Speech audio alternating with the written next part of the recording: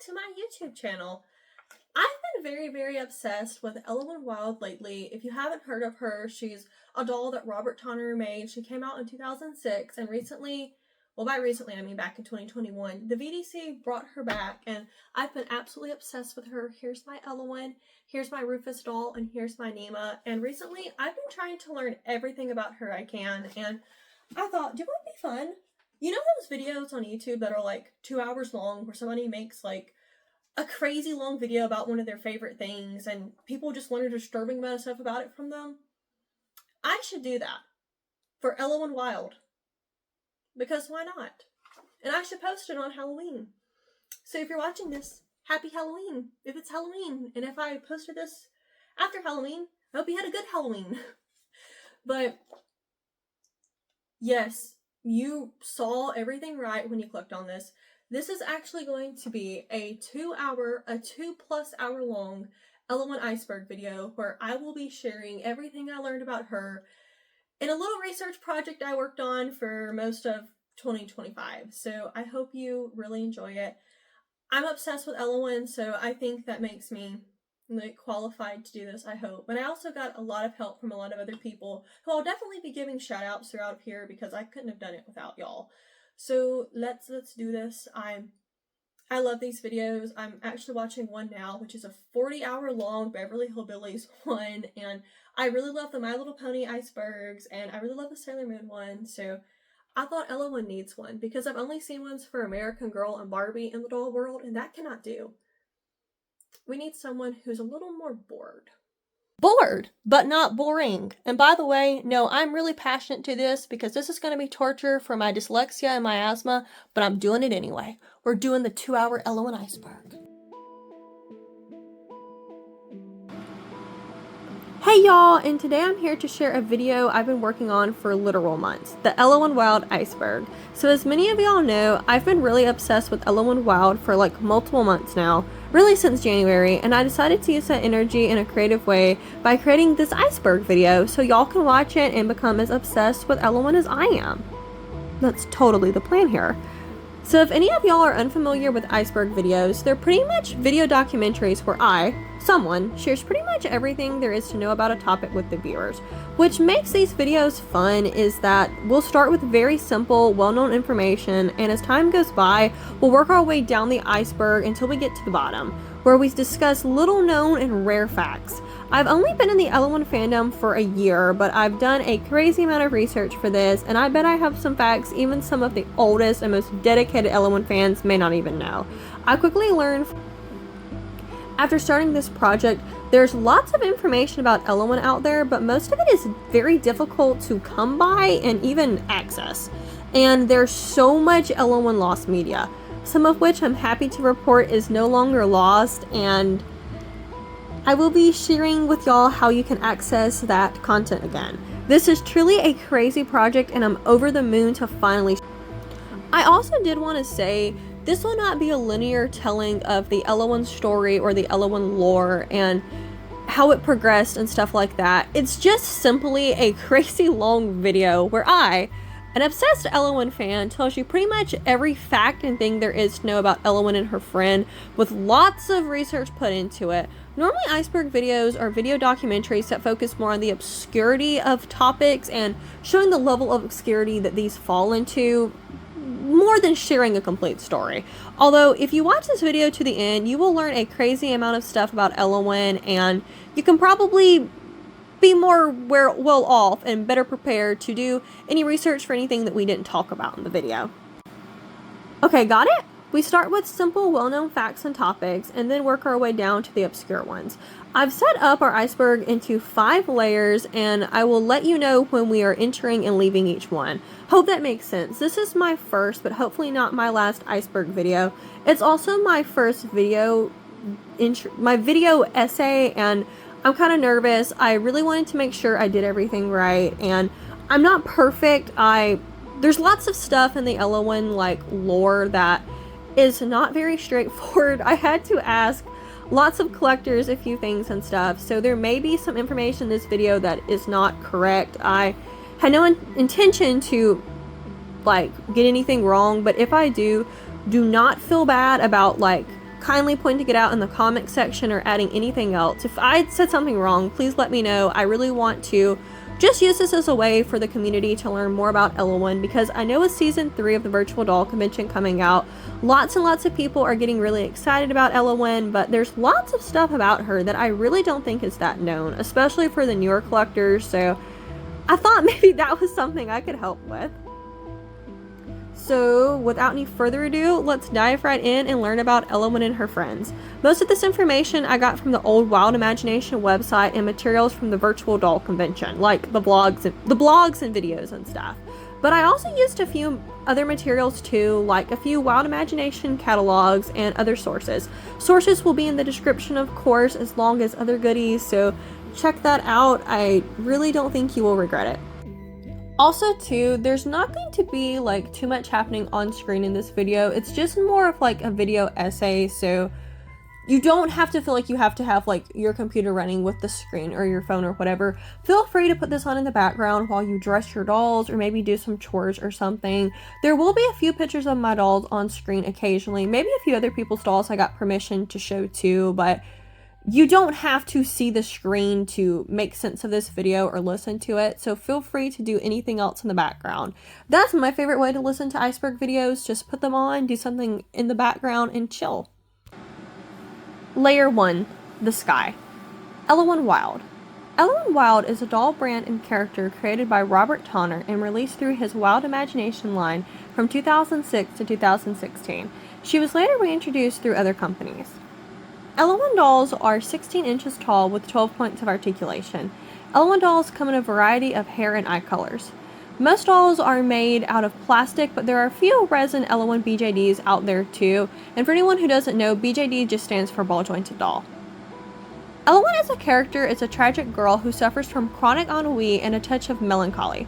She's quirky and loves fashion. She wants to do fun stuff with her friends, but she doesn't always have the energy. Luckily, her best friend Prudence is full of energy and loves to do fun things. Thanks to her and her other friends, Ellowyne gets out of the house to do fun stuff from time to time. She loves shopping, vintage and antique things, drowning her feelings away with whipped cream.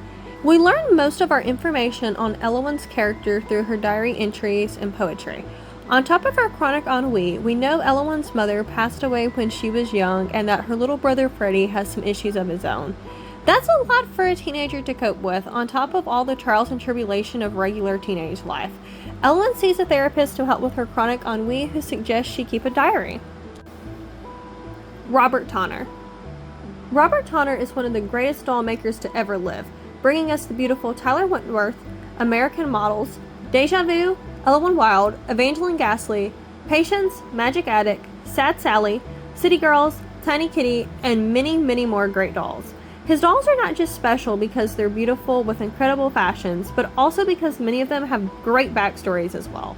He started out in the fashion industry and in 1991 opened Robert Tonner Doll Company Inc., or more commonly just called the Tonner Doll Company.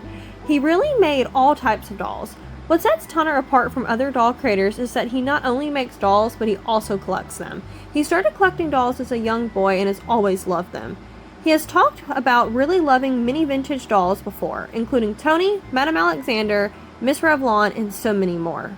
Mostly vintage dolls, which I can totally see, like ones from the 50s and 60s. I learned all of this from the great virtual doll convention videos on Rachel Hoffman's channel. Specifically, the videos in her Robert Tonner videos playlist. Videos is part of the name, so I was like reading this wrong. I wasn't reading it wrong, I was just worried I was. There is one called Sneaking Into Robert Tonner's Unbelievable Vintage Doll Collection, Secret Doll Stash, where we get to see so many dolls in Robert Tonner's massive, and I mean massive doll collection. He has so many of the fantastic vintage dolls made in the 50s and 60s, many of the most beautiful ones I've ever seen too. He has a large collection from many different brands. He probably has the biggest doll collection I've ever seen. In another video on Rachel's channel with Robert Tonner, he talks about how much he loves the dolls Ideal put out. Although I mostly collect smart dolls and Tonner dolls now, I was super obsessed with vintage dolls as a kid, especially the dolls made by Ideal, and seeing that Robert Tonner really loves Ideal dolls too is super cool to me. There are many videos featuring Robert Tonner on Rachel Hoffman's channel, which is how I originally discovered him, and they are so very good to watch. I was obsessed with vintage dolls at the time when I discovered Rachel's channel, so all of these Tonner videos and the vintage doll stash video was right up my alley. I've seen that video so many times it's not even funny. Another super cool thing about Tonner is that he partnered with many franchises and brands to bring us licensed characters. Many dolls I would love to one day have in my collection. He acquired the rights to recreate and bring back many other dolls, including Cindy and lots of F&B dolls.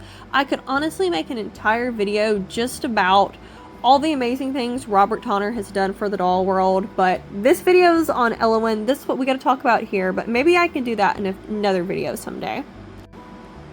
2021 to current dolls. In 2021, Ellowyne Wilde was brought back through the virtual doll convention founded by the lovely Rachel Hoffman. A year later, a new friend doll, Nema, was introduced too. From the research I've done, I believe the virtual doll convention has released 27 Ellowyne dolls, including variants, and 12 Nema dolls. They also released grandmothers for the girls earlier this year. Although most Ellowyne dolls being made now are produced through the virtual doll convention, Robert Tonner has released a few other dolls through like doll clubs and conventions and stuff. I think all conventions, although some of them were done for doll clubs. These dolls being Wild Nights Ellowyne for the Metro Dolls Doll Club Convention in 2024. One limited edition, one-of-a-kind Ellowyne was also made for them too. Most recently, an Ellowyne as Mary Lennox for the Dollology May Day Luncheon. The most well-known non-VDC release, though, was the first Ellowyne and Z release. They're Ellowyne and Nema's grandmothers for the Cleveland Doll Club for a convention back in 2024. I have both these girls, and this was how I actually learned originally that Tonner was releasing dolls that weren't for the VDC, and I saw I had to do a little more research. Correction. Ellowyne's grandmother's name is Gwendolyn, not Ellowyne. I just had a little bit. Continuing. The Virtual Doll Convention. The Virtual Doll Convention, commonly abbreviated as VDC, was created by Rachel Hoffman in December of 2018. After seeing how badly the doll community badly needed virtual events everyone could attend. Rachel Hoffman is the daughter of Diana Hoffman and the owner of Turn of the Century Antiques in Denver, Colorado. She's an incredibly kind person and an amazing businesswoman. She not only has been able to keep her doll shop open, but she has brought so many collectors together through her Facebook groups and virtual events. She also helped bring us many of the incredible dolls we have been getting through the virtual doll convention, including Grace Fitzpatrick, Anne Fitzpatrick, Grace's little sister, and most of the Ellowyne Wilde dolls we've been getting since 2021. To me, Grace is the most memorable doll she's released, and I've always associated her with Rachel's channel. We'll talk more about Grace later. Through the Virtual Doll Convention website, collectors can order dolls, fashions, accessories, and more, as well as read through many of Rachel's blogs. Most people have discovered Rachel through her very popular YouTube channel, where she and Christopher will share presentations, unboxings, information on upcoming dolls and projects, and so much more. My favorite videos of hers are her older vlog style content and her subscription box unboxings, where she reveals the newest fashions for Grace and an Ellowyne each month in her subscription boxes. Which brings us to our next entry on our iceberg.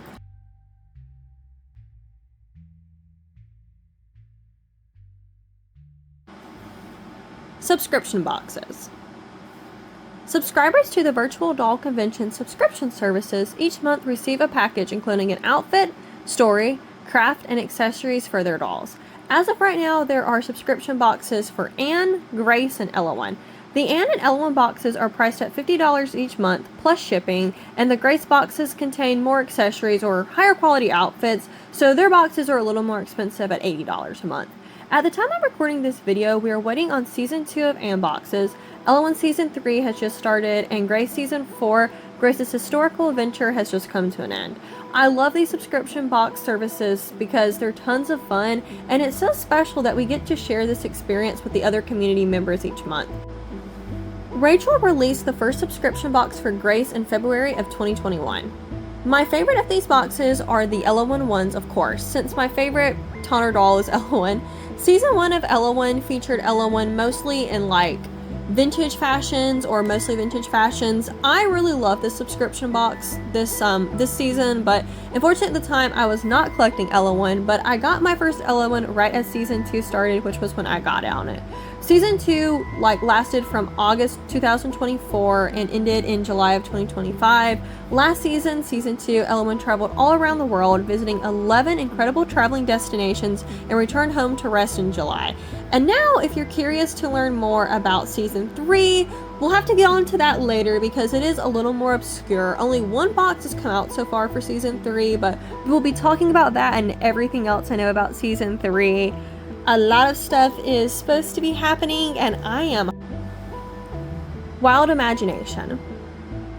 Wilde Imagination is a doll company Robert Tonner created in 2006. The first doll he released under this new company was none other than our lovely Ellowyne Wilde. Many of the dolls he released under this company were more quirky or a bit more out there, or shall I say, wild, pun intended, than the dolls he released under the Robert Tonner Doll Company. The business model used for Wilde Imagination was different than the Tonner Doll Company's one. The Wilde Imagination dolls were being sold directly to customers. The dolls could be ordered through the Wilde Imagination website, through the company's catalogs, and at the Tonner Doll store in New York. Dolls could also be purchased at certain conventions if you were lucky enough to attend them. Layer 2. The surface.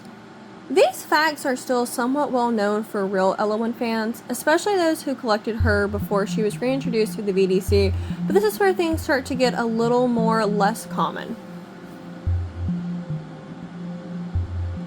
Ennui. Ellowyne Wilde was diagnosed with chronic ennui when she was very young and must find a way to cope with her challenging condition.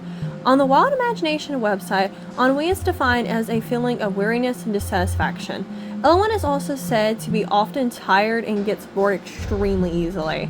And I'm going to tell you, when I first got into Ellowyne, I had no clue what ennui was, my little country self, so I had to look it up, and this was definitely the most helpful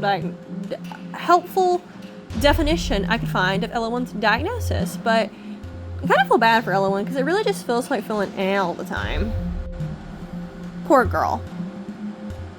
Prudence. Yay! It's time to talk about Ellowyne's friends. Prudence is Ellowyne's best friend. She's a very positive girl and always looks on the bright side of life. Thanks to her, Ellowyne gets to get out and do fun things every now and then. She even has been known to smile sometimes when she hangs out with her. Prudence makes everything fun and is always dragging Ellowyne along. Prudence loves to line dance, go to carnivals, do Zumba, and go to coffee shops. Sounds like the perfect friend for someone like Ellowyne. Something interesting about her is that apparently she's an ESP, aka that means this girl is psychic, or that she's working on her psychic powers. Robert Tonner said in a virtual doll convention blog titled Ellowyne Wilde Collector Questions Answered by Rob. Begin quote. There is something about Prudence's mother being a bit psychic and visions of past relatives, end quote. So I guess psychic powers run in Prudence's family. By the way, this blog was so super helpful for me when I was doing research on Ellowyne. I will definitely be mentioning it again, but the name's kind of long, so I'll probably just call it something like Ellowyne Questions Answered by, let's probably call it like a shorter version of that, but you'll definitely know what I'm talking about. But that resource is awesome. Anyway, something cool about Prudence's sixth sense is that the first Prudence doll made was actually called Especially Prudence with a capital ESP because she's an ESP.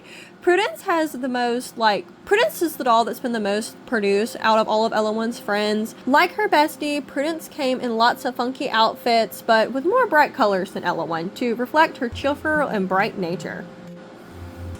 Rufus. Rufus Rudder is a sensitive, kind boy. He met Ellowyne when they were in the 7th grade. He's cheerful but can be super shy too. He has a crush on Ellowyne and has liked her for the longest time but's too shy to tell her. When he realized how beautiful yet sad she looked, all he wanted to do was cheer her up and make her smile. He's written poems for her declaring his feelings but somehow can never get to send them. Aw, how sad. I really love this character, by the way. So he just goes on secretly loving her. We also know that Rufus is a handyman who works on Ellowyne's grandmother's Victorian mansion, which is on a fault line, by the way, so he's definitely got his work cut out for him, but at least he gets to see the bored and beautiful Ellowyne while he works. There have been 6 Rufus dolls released, far fewer than the girls who have been released, like the girl characters, who they mostly got like $20 to $25 a piece, but this is pretty common for doll guys, though they generally don't sell as well. The first Rufus doll to come out was Unrequited Rufus, and the last to come out was Candlelight Rufus. One interesting thing about Rufus is, unlike the other characters, he almost has a set look. All the Rufus dolls have dark brown or black hair and either brown or blue eyes. Amber. Amber Stanhope, I hope I'm pronouncing that right, is Ellowyne's friend to me. Amber isn't the nicest person in the world and often is quite mean to Ellowyne. Ellowyne's dad works for Amber's dad, and the girls attend the same school. Amber is obsessed with her appearance and is always trying to outdo others, especially Ellowyne. She's a pretty popular girl who is insecure, which probably explains why she does some of the crazy things she does. Well, at least the crazy things Ellowyne says she does. She doesn't dress as modestly as Ellowyne, and in the Halloween story, the Halloween diary entry from 2014, we learn Amber dressed as a trashy version of Dorothy from The Wizard of Oz, and then later in the same story, just comes up and tries to kiss who she thinks is Rufus wearing a Halloween mask. Yes, there's a whole Amber and Rufus thing, but then finds out it's another guy, and then slaps him. She also then steps in a pumpkin and starts cussing up a storm and finally leaves Ellowyne's Halloween party, which she crashed, by the way. Wow. I think it's pretty obvious that Amber is a, how do I say this? Not nice girl with some personal problems. All of the Amber dolls come in clothes that are extremely elegant or a little more on the risky side. Well, I think it was mostly just like basic Amber dolls that came in riskier clothes, so I guess that kind of makes sense. So they were like undergarments and stuff, but very on brand for her character. The first Amber doll to be released was the Steamrolled Amber, who came out at TonnerCon 2010. Lizette. Lizette Dion is the last female friend Ellowyne made under Wilde Imagination. They met in Dr. Bantam's office, Ellowyne's therapist. Lizette is a chill, no drama kind of girl. She's also kind of quirky, which I love. Lizette has recently moved to San Francisco from New Orleans. She's a sweet southern girl who really, really loves birds and hats. Her family moved to San Francisco when her dad, Julian, got transferred from his job. Lizette really didn't want to move, and instead of telling her parents how upset she was by this, she just acted down. Her parents signed her up for therapy because they really started to believe she was depressed or something. Moving is hard, though. I've never moved, but it definitely sounds hard. Luckily, Lizette learns that San Francisco isn't that bad and quickly makes friends with Ellowyne and all of her friend group, too. She's also learned that San Francisco has lots of cool antique shops and even a bird shop, so I think it's safe to say she was happy with her parents' decision eventually. A New Girl in Town was the first Lizette doll to be released and came out in 2012. This is probably my girl Lizette, and I would love to have her in my collection. She came in an elegant Southern style outfit with a really pretty hat, of course. Most of the Lizette outfits are either fancy, Southern styles, or even pastels. I can't believe I'm saying this, but I might like her style even more than Ellowyne's. Nema. Nema is Ellowyne's newest friend and the first Ellowyne friend released through the Virtual Doll Convention. There's not too much information about her character, specifically that I could find, but we do know that she is an artist and her family owns one of the largest organic berry farms in the upper Midwest. We love a girl from a farming family, so that's really cool. There are two different stories about how Ellowyne and Nema met. In the diary entries on the Virtual Doll Convention website, Nema met Ellowyne through Prudence. According to these journal entries, the girls met up at a coffee shop, Awesome Coffee. Ellowyne was running a little late, or was like 30 minutes late, so that's like a lot late, and she accidentally made the lunch awkward. Ellowyne accidentally made a joke that offended Nema about berries, which is not something you would normally think would bother someone, but if you're from like the daughter of a huge berry farmers, you're gonna be a little uncomfortable by that. But poor Ellowyne, then she starts to trauma dump and stuff and just majorly overshares, making things that much more awkward. And if things aren't already bad enough, Ellowyne and Nema meet again when modeling for Ellowyne's grandmother. She's like a fashion designer, and both girls are wearing the same dress. Nema didn't mind at all and even thought it was cool, but knowing Ellowyne, she overthought and ran off in tears. The ending is really sweet though, because Rufus chases after her, but still awkward. On Robert Tonner's page, there's a different version of the story where Rufus introduces Ellowyne to Nema, and the girls quickly become great friends. In later journal entries, Ellowyne, Nema, and Prudence are all hanging out together, so regardless, it doesn't really matter which version of the story is actual canon because they're all great. 4 Nema dolls all came out at once during the Virtual Doll Convention's Better Together event. All of these Nema dolls are really beautiful, but I really love the Charmed I'm Sure Nema. I just really love the outfit she's in. I know that she's like one of the rarest Nemas, but I really, really want her one day, and I mean, that's the outfit that creates all the drama in the story, so I just feel like that's the best of the starter Nemas, but I think she's a very cool doll, and I'm so glad that we were able to get a new friend for Ellowyne through the Virtual Doll Convention. Gwendolyn and Z. In 2024, Robert Tonner produced Ellowyne and Nema's grandmothers for the 2024 UFDC Cleveland Regional Convention. Gwendolyn Wilde and Z Wilson.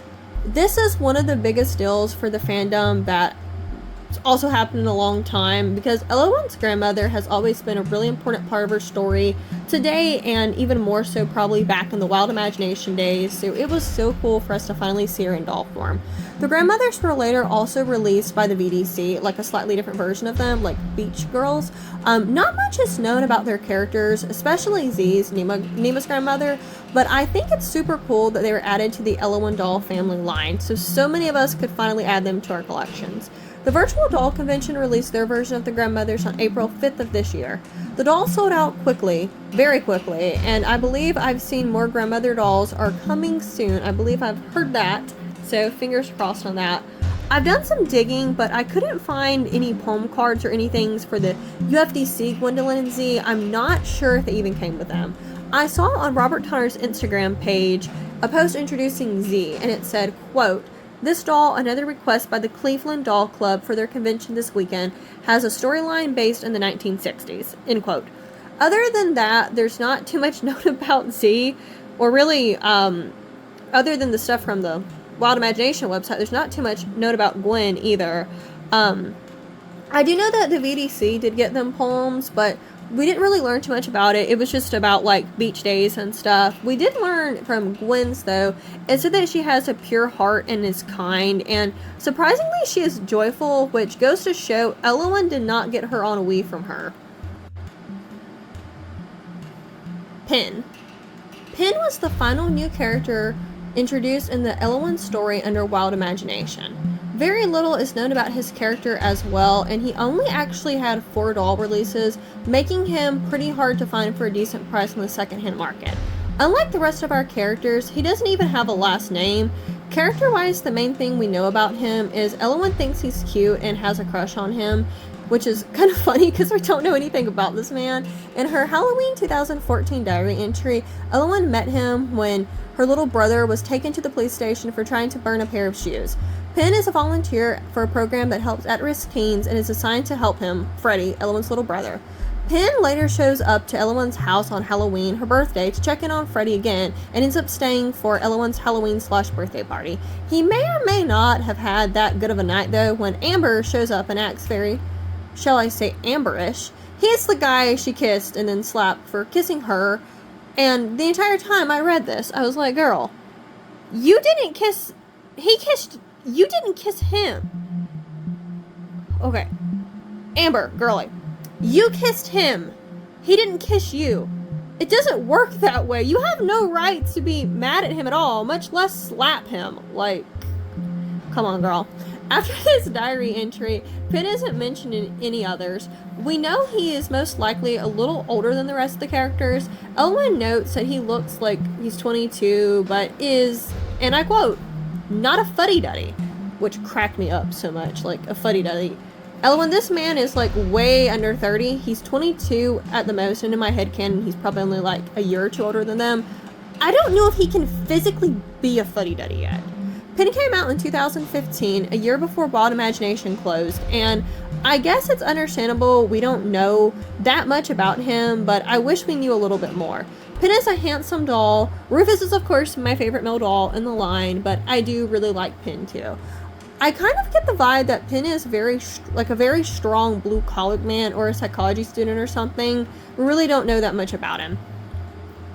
The first pin doll to come out was Business Day Pin, I believe. I could not find anything to confirm that, but 500 Business Day pin dolls were released. The other 3 pins only had smaller editions of 125, making Business Day Pin by far the easiest to come by on the secondhand market, but honestly that does not show through in the price because I've seen them all go for about the same amount of money. 1 pin has brown hair, 2 have red hair, and 1 has blonde, so there's no set look for him like Rufus, but I think they're all cool and I would love to have one of each in my collection one day. Ellowyne's original diary entries from the Wilde Imagination website. Alright, so I have to cheat a little bit. This entry does not need to be right here. This deserves to be down in the last layer towards the end because this is some of the Ellowyne lost media that was lost, and I believe this is the first time that it's ever been reshared on the internet.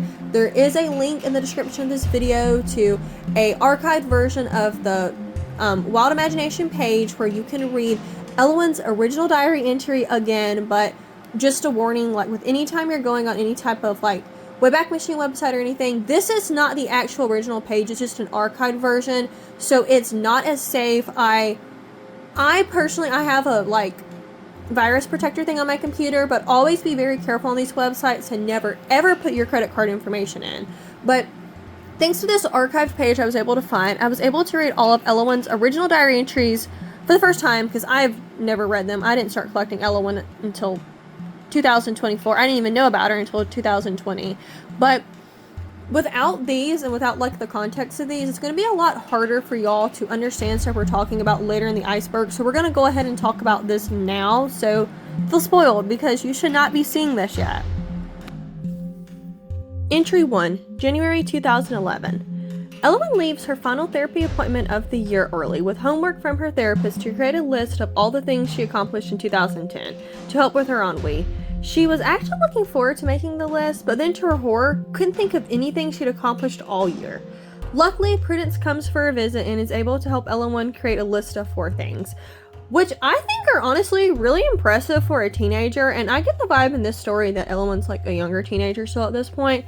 This girl, despite her ennui, traveled all the way to Paris by herself and brought back a picture of herself smiling, which is like a big feat for her, kept almost all of her therapy appointments, took her bestie shopping at some of her favorite thrift stores and even helped her find some great pieces, and won first place at a local line dancing competition.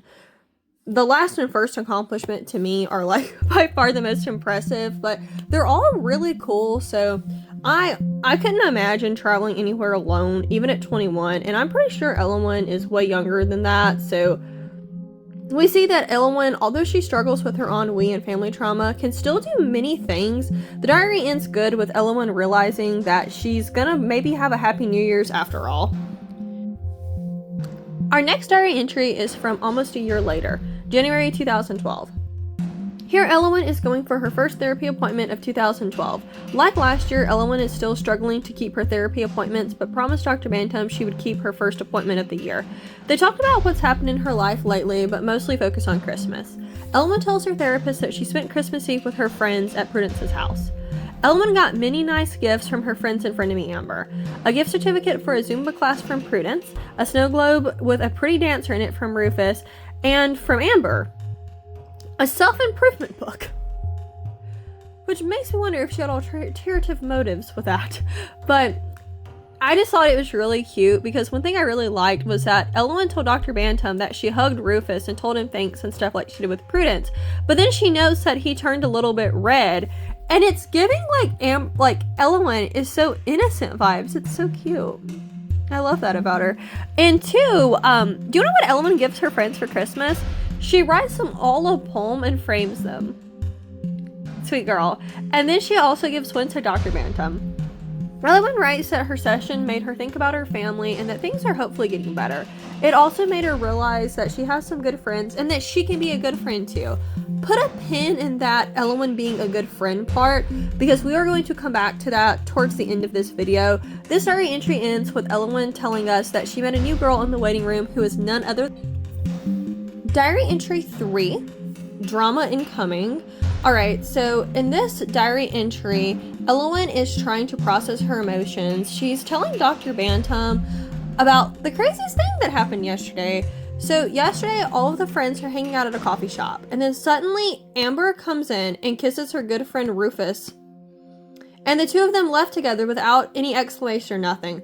Dr. Bantam, who thinks Ellowyne and Rufus would be a really good couple, was expecting Ellowyne to tell her something more along those lines, and is quite upset when she hears what actually happened. I think Dr. Bantam is probably like crossing into an inappropriate boundary territory here, which makes me go, eh. This is coming from Ellowyne's perspective though, so maybe it's not that bad, but I get an ethical violation vibe here. I mean, I don't know the details, but... 2, because Dr. Bantam got so upset with this that she couldn't even really help Ellowyne, and then Ellowyne notes that she actually feels even worse after her therapy appointment, which is sad. But earlier in the diary entry though, Ellowyne says that she and Rufus are just friends, but then she starts to question that towards the end, which was when she gets a little bit more upset. Maybe this is her realizing that she has feelings for Rufus after all, but Ellowyne also wonders if maybe this is just something that a Zuma class with Prue would help with. Thoughts on this story though. So Amber and Rufus, I can kind of see this, but I don't want to see this because I'm a huge Rufus and Ellowyne shipper, if you can't tell, and I'm going to talk about this later. But like, there's 2 likely scenarios here that I think is happening. The first one is number 1, Rufus likes girls with like mental health issues, and he just really wants to like take care of them, make them feel better, get them to feel confident again and smile. And I honestly think that's really sweet. That's the vibe I get from him. And it's definitely true with Amber, because honestly, Amber has just as many problems as Ellowyne, if not more. And 2, possibly for option 2, maybe Amber just like blackmailed him somehow.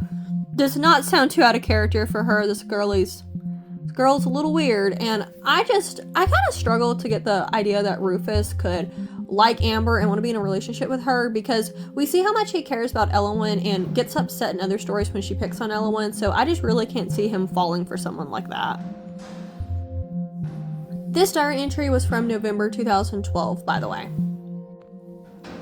Next is Ellowyne's October 31st, 2013 diary entry, which is aka her Halloween birthday, because she was born on October 31st, which we'll be talking about more a little bit later. So she shares her birthday with Prudence, Lizette, and Amber, which I'm sure causes a lot of drama.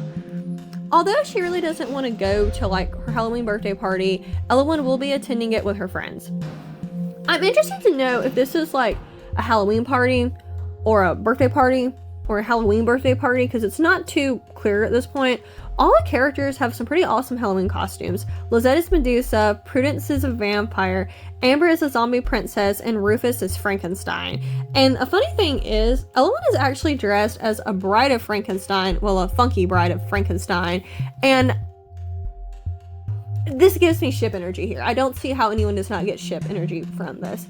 Ellowyne said Prudence and Lizette helped her and Rufus with their costumes, which number 1 is like super cute, good friend energy. But 2, I think that just really goes to show how like crafty and stylistically gifted all these characters are, because another thing is all of these costumes except Ellowyne's, I don't think Ellowyne's was made, but all of these costumes were actually costumes that Robert Tonner dressed all of the Ellowyne characters in for a like Halloween convention he did. So the characters are like who they're dressed up as in this diary entry. There are real Tonner dolls made like this. Like they're very pretty. I don't remember what year they're from, but I just thought that was a really cool nod. But it makes me sad that we don't actually have that funky bride version of Ellowyne. I'm not saying she doesn't exist, but I could not find her on the Ellowyne Archive or on any other website anywhere. But anyway, back to the story. I kind of got off plot there. Ellowyne then tells us about going to therapy after class and a mean comment Amber made that honestly cracked me up. It's a little trash, but Amber made fun of Ellowyne's costume and told her, quote, "If I wanted to go in Frankenstein, I should just go as is." End quote. Amber. That's pretty good. Towards the end of the diary entry, Ellowyne tells us about a really weird thing that happened when she got home. So her grandma and Sybil were missing. The door was unlocked and the window to her room was open. She looks out the window and swears she sees a man out there. She shrugs it off and then is about to start getting ready for the party when she hears weird noises coming from the attic. I really love the way the diary entry ends, because it just ends with like Ellowyne being like, okay, I'm gonna go check. And then we don't get an answer for the next diary entry, which I don't know when it was posted, but this diary entry, the next one, is says on there that it's November 3rd, 2013. This is when we finally get our answers of what happened. So you'll never believe it, but it was just her friends throwing her a surprise birthday party. I don't think any of us saw that one coming at all. I'm joking. I had a feeling that was going to happen. Really thinking there was someone in her house, Ellowyne slowly makes her way up to the attic with her little brother's baseball bat in hand, which she accidentally hits Amber with when she jumps out to surprise her. She jumps out before everybody else. That's how she got hurt. Amber's arm's a little bruised, but it's nothing too bad. But Amber leaves upset, telling Ellowyne that she's going to sue her. Amber left and everyone enjoys some Halloween birthday cake, and at the end of the diary entry, Ellowyne said it was actually her most eventful birthday. One of her most eventful birthdays, which is hilarious, but I don't think it can touch the next one. Our final Ellowyne diary entry is from her 2014 birthday party / Halloween party, and things get wild. Alright, so Ellowyne's writing in her diary because there's been a lot going on lately that she's just trying to process, and she knows getting it in her diary will hopefully help. So a lot of things have been going on in her life, and the first thing is her little brother Freddie has been really struggling with his pyromania compulsions again, and just got in big trouble for trying to burn his neighbor's shoes, and he's taken to the police station where Penn, a volunteer who works with at-risk teens, is assigned to help him. Ellowyne thinks Penn is like extremely cute and writes a good bit about him. Ellowyne then writes about her birthday party and everything that went down that day. All of the girls, including her new friend Prudence Brings, are dressed in their vintage Halloween costumes, different ones from last year. These are just like, I'm guessing historical characters or something. And they're all enjoying the party when then Penn shows up to check on Freddie. Ellowyne tells us everyone's staring at Penn because he's so cute, except Rufus. It's what Ellowyne guesses, and I'm like, I don't think that's it, girlie. And this is really making me start to wonder if Ellowyne might be a little on the dingy side. Everyone starts talking about their costumes, and then more drama incoming. Penn and Rufus start to try on some vintage Halloween masks that Ellowyne's grandmother has. And guess who shows up uninvited? Amber, in her trashy Dorothy outfit that we talked about in her like little character part of the video. And when she opens the door, she just pours an entire bucket of water on Ellowyne. A bucket of water. A bucket of water. Who does that? Amber. That's who. Rufus hollers at Amber to leave, and then she walks over to Penn, who she thinks is Rufus, but we all know she can't tell because they're wearing masks. She kisses him, and then when she realizes it's Penn, of course she slaps him. So this does also too bring the question of, are Amber and Rufus together? Are they not together? The crazy thing is we don't really get an answer from the diary entry earlier where we were told that Amber kissed Rufus. I mean, I guess we're just destined to wonder this until the beginning of time. And I don't understand how Ellowyne didn't tell us more about this. Like, that's insane. Because I mean, it's just like, I don't get the Amber and Rufus thing, because he clearly has feelings for Ellowyne and he can't stand when Amber picks on her. Maybe she's just picking on him at this point. I don't know. We need more stories to make this stuff more clear. But Amber, after she causes that scene, she gets upset and starts to leave, where she starts cussing up a storm and steps in a pumpkin and all that. And the entire night is kind of ruined, but the characters don't care. They just end with a laugh and everything. And I do have to say, Ellowyne, you have some very unhinged birthdays. Grace Fitzpatrick. Grace is a character Rachel Hoffman created in the first genre doll ever released through the Virtual Doll Convention. She's an incredibly classy lady and very fashionable. She often wears outfits inspired by Catherine, Princess of Wales. Grace loves life and is grateful for everything. She loves traveling and sharing her adventures. She gets to go on a new adventure every month through her Virtual Doll Convention Club Grace subscription boxes. She's a very, very fun doll, and these subscription boxes make it even more fun to collect her.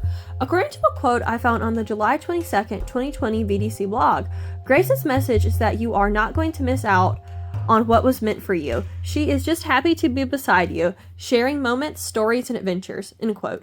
Grace isn't canonically part of Ellowyne's story, but she is very well known in the Tonner/Ellowyne fandom, so I wanted to give her her own entry on the Iceberg anyway. Anne Fitzpatrick is her little sister who will not be getting an entry, but I wanted to go ahead and mention her. I'm really hoping to get an Anne doll when they are released, so watch out for me. I will be competing against you.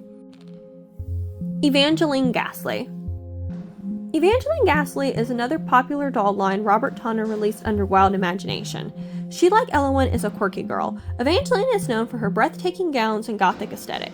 Evangeline was born April 24th, 1924 in Ipswich, England, in the attic of Berkeley Manor. She is an 18.5-inch doll designed by Joe Petrolese and sculpted by Robert Tonner. I really hope I pronounced Joe's last name right. I'm sorry if I did not. Evangeline was originally released in resin, then vinyl, and then plastic. She works as a mortician's assistant for her boss, Mr. Mort. Two friend dolls were also introduced in her line, Rhiella and Angelique, with Angelique being Evangeline's friend and Prunella being her rival. Let me tell you, I do not like this Prunella girl. She tries to come after Evangeline's family fortune, and we already don't like people who treat family bad on this channel. That's one thing I can't stand. And not only that, but this girl tries to take Evangeline's man too. And then she kidnaps her pets. This girl's insane. Very good villain character, though. I do have to give him that. Because I don't think anyone can stand people like that. Like, wow. I don't know the whole situation, but I really don't think Evangeline did anything to deserve this. So I really hope she can get a happy ending, because that's insane. Yes, like I said, I did mention a man. So there is a love interest character who was released in the doll line too, Mortimer Mort, a mortician in training. He also seems to be quite a quirky, handsome gothic fella, so I think that's cool. I do really like, because Ellowyne's like gothy, but not all the time, but like these dolls were very goth, so I love seeing like 4 different characters. But anyway, so Mortimer Mort works at the morgue who Evangeline has fallen for, and she asked him out on a date, which was very revolutionary at that time. And then immediately after, she asked him to marry her. He asked her to marry him. Their story is definitely wild, pun intended. I love it. I could easily talk about them for an entire video, but this video is not about them. This video is about Ellowyne. But maybe I should make a video about Evangeline someday, because I definitely see some cool character stuff going on, and I definitely think these dolls are pretty cool. There are a few more Ellowyne dolls I need to track down first, but I do really want to add a few of these guys to my collection. Some of the Evangelines are absolutely breathtaking, and I love that it's a very gothy aesthetic, but I also love too that other colors are used too in their line. So I definitely like these dolls, and I recommend you check them out. And I also believe her entire story is also archived on the Wilde Imagination website, so you can check that out too. You can use the same link I have in my description. So another very cool doll by Wilde Imagination.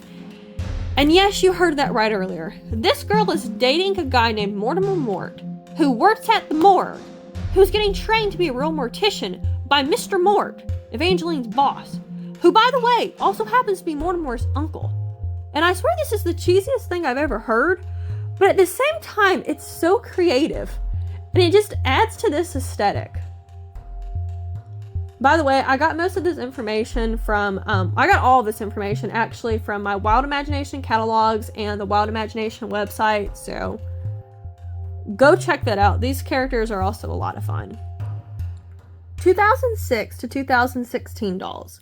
Most Ellowyne Wilde dolls were released between 2006 to 2016 under the Wilde Imagination Company. Since the closing of Wilde Imagination, Prudence, Lizette, Amber, Rufus, and Penn haven't seen the light of day.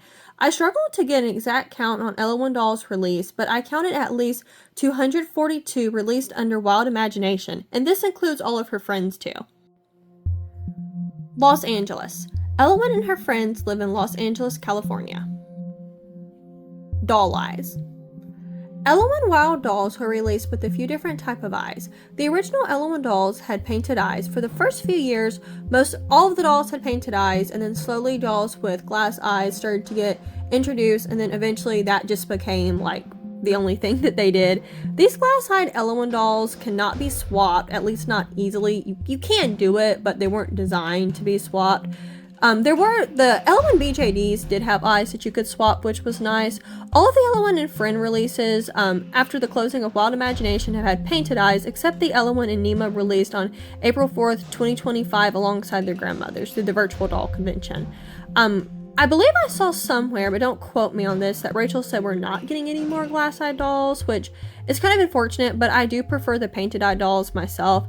I think the glass-eyed dolls are pretty cool, but I just think the painted ones look better, but I mean, it's just a preference thing. They're both cool. Some dolls came with glued-on eyelashes, while other ones have painted-on ones. Poem cards. Pretty much every Ellowyne Wilde and Friends doll came with a poem card. They were normally short stories about the doll's outfits, what they were doing, or their feelings. These were normally quite short, but contained a lot of lore about our characters. At the time of my recording this, I don't believe there is a single resource where we can access all of the poems, but I really think we should make one of these. Someone needs to do this. You can read a lot of them, though, through like looking at dolls on eBay and Pinterest, so if you are like really wanting to read all the poems, there's an option there. That's how I actually learned a good bit of my lore, was just through like finding backups and pictures of the poem cards and stuff. Thrifting. Ellowyne and her friends love thrifting, which I think is super cool because I do too. The girls love to look for funky pieces to go with their wild outfits. Thrifting is mentioned a few times in Ellowyne's journal and poems. There are a few thrifting gift sets too that were released so collectors could change up their Ellowyne's fashions in thrifty ways. Enjoy your wild imagination. Enjoy your wild imagination was Robert Tonner's slogan for the Wild Imagination brand. It definitely fits the dolls released under the brand, and I love that it encourages collectors to play with their dolls and use their imagination. It's so catchy and it's so Tonner. Robert Tonner's favorite. Robert Tonner has released many incredible dolls, but we know Ellowyne holds a very special place in his heart. When asked why he brought her back on the VDC Ellowyne question blog we talked about earlier, he said, quote, "I never really wanted to let her go, and of all the dolls I've done, she is my favorite character," end quote. He also said she pushes him to be more creative, and she is a doll he can actually make without his factory, which is good because I would be sad if we couldn't get Ellowyne back. Speaking of favorites though, there's also a YouTube video on Rachel's channel where Tonner talks about his favorite Ellowyne dolls, posted back in 2021. It's a really good one, and I'll have it linked somewhere in the description. There's going to be a lot of things there, but we're going to get all these resources. Conventions. Many exclusive Robert Tonner dolls, including Ellowyne, have been released at conventions and other events since the beginning. Robert Tonner himself still attends and sometimes has exclusive dolls available at conventions today, including at the UFDC, which stands for the United Federation of Doll Collectors. I probably should have put that when I talked about that earlier, and many of Rachel Hoffman's virtual doll convention in-person events. I'm gonna go ahead and say doll conventions are like the funnest thing in the entire world. I was very lucky and got the chance to attend my first ever big doll show earlier this year, Modern Doll Collectors Convention, and I also am lucky enough to live in a state that has 2 or 3 doll shows a year, so that's been an absolute blast for me. Doll shows are the absolute funnest thing in the entire world, and if you have the opportunity to go to one, do it. They are the absolute funnest thing, and I highly doubt that anyone could ever regret it. Now, Robert Tonner hasn't gone to Modern Doll Collectors Convention in several years, but a lot of people I know from like my local doll club, and also as well people I met at Modern Doll, have actually met him before, and I was like so jealous because I was like, that's so incredibly cool. Like, imagine going to a doll show and not just getting to like go and get new dolls and go to events, but actually getting to meet Robert Tonner. I would geek out so freaking hard. There were a lot of like Tonner events and stuff as well, other than just like regular bigger doll shows, you know. So there was conventions, luncheons, birthday bashes, and more. I also heard about a Wilde weekend, which that sounded like a lot of fun. I've been searching the internet and YouTube and stuff to see if I can find anything about these conventions. There is some stuff on there, but not much. But if you've been to any of these, let me know. I would love to hear your story. The Halloween conventions really seem to be an absolute blast. I'm telling you, if I could find a time machine and I could only travel back to like 1 or 2 places, I would definitely go to a Tonner convention. That would be definitely one of the things I would be doing. If you want to see footage and stuff of the Tonner conventions and stuff yourself, I recommend you check out a YouTube channel called SaturdayMorningtoyz, and that's toys with a Z. They have 2 Tonner convention videos on their channel that are over an hour long. They also have a lot of other really cool doll videos where they go to like conventions and stuff, so I just highly recommend it. I love their videos, and if I'm not mistaken, there also is a few clips of convention videos on the Robert Tonner Doll Company YouTube channel as well. We are now in level 3. The facts here are definitely more obscure. There will be a few things that casual Ellowyne fans will still know, but we're pretty much getting into the territory that only the really big Ellowyne fans are going to know these things. Alright, so let's start with our first entry, Sybil. Sybil is Ellowyne's cat. She's not the nicest kitty in the world though. Sybil definitely has an attitude with Ellowyne and has told us she likes to bite and scratch. Sybil's told Ellowyne that. Sybil hasn't told us that. Poor Ellowyne. She just wants a sweet kitty but is stuck with a grouch. I mean, honestly, I completely understand because I have a fluffy cat myself, a fluffy tortoiseshell cat, and I can say she can act a lot like Sybil at times, so I get you. Something super exciting about Sybil, and honestly, the main thing most people probably know about her is that she just got a re-release with the VDC with a completely new sculpt earlier this month. I'm so excited Sybil came back for us in collectible form. I think it was really high time, and I can't wait to actually unbox her. Tonner did release a Sybil cat in 2008 to go with our Ellowynes. That was like a fluffy little kitty toy. So does that make her a doll or a cat toy? Well, I mean, she doesn't have hair, so I guess it just makes her like a little fluffy kitty toy, but she's definitely very cool. Unfortunately, these kitties seem to go for a lot on the secondhand market. Brand new from Wilde Imagination, these symbols were under $30. I think $28 was like the regular price for them, but now they seem to go for a lot more, like $100 and even closer to $200 on the secondhand market. I would love to have a Wilde Imagination symbol, but unfortunately, I don't think the eBay prices are worth it, and to me, honestly, I would just rather get an Ellowyne doll because you can really get them for about the same price as that. Honestly, I think the reason she's probably selling so much right now is just a lot of people wanting a Sybil in their collection who don't care if it's the old or the new one. But now that the Virtual Doll Convention has released their new Sybils, maybe that will slowly with time start to fix the Sybil market. Other dolls on her body. A few other dolls did use the Ellowyne Wilde body even if they weren't officially part of her doll line / story. These dolls are the 3 Pop Goes Oz dolls featuring Glinda, Elphaba, and Dorothy, 2 Disney Rapunzel dolls, a doll named Anne Estelle by the artist Mary Engelbrett, and 2 dolls from a separate series, Imperialism Park. The line consisted of 2 characters, a girl doll that used the Ellowyne body and a boy that used the matte body, the body that Rufus came on. We'll talk more about the Imperialism Park dolls later, but one thing I just learned that's super cool about Anne Engelbrett doll is, according to a collector I've been chatting with on Facebook, Jay, she was initially supposed to be part of Ellowyne's friend group, but the idea was later dropped. How cool would that have been? I looked up the artist Mary Engelbrett, and I had never heard of her before. She's created some really pretty art, and I know that she did a partnership with Tonner to make lots of dolls. The Anne Estelle doll is the only one to come on an adult body. The others all came on child-sized bodies. Robert Tonner's current website. RobertTonnerDesigns.com is Robert Tonner's most recent website where you can learn a little about him and see many of the dolls he's created. The website only shows a fraction of the dolls, though. It's more like a portfolio for him, I think. There's an Ellowyne Wilde tab which shows 6 Ellowyne dolls that came out through the VDC with their little backstories. I think this is super cool that our girl was included, and I think it shows how important Ellowyne is to Tonner and that her story is still going on. There also is a bio/contact page where readers can learn a little more about Robert, his accomplishments and journey. At the end of the page, Robert thanks many people he worked with and gives some shout-outs to some amazing art. It takes a village to create a doll, and this team always did a fantastic job. Price. The price of Ellowyne Wilde dolls differs greatly. The price a lot of the time depends on if the doll was a basic or dress doll. Doll prices for basic dolls, brand new from Wilde Imagination, were normally around $89 to $50, and dress dolls typically range between $145 to $200. So earlier dress dolls were closer to like $130 to $140, but of course as time went on and stuff, the prices went up just for like inflation reasons and stuff like that. I got most of my Wilde Imagination price release information from my Wilde Imagination catalogs. There's very helpful with those. I really love them.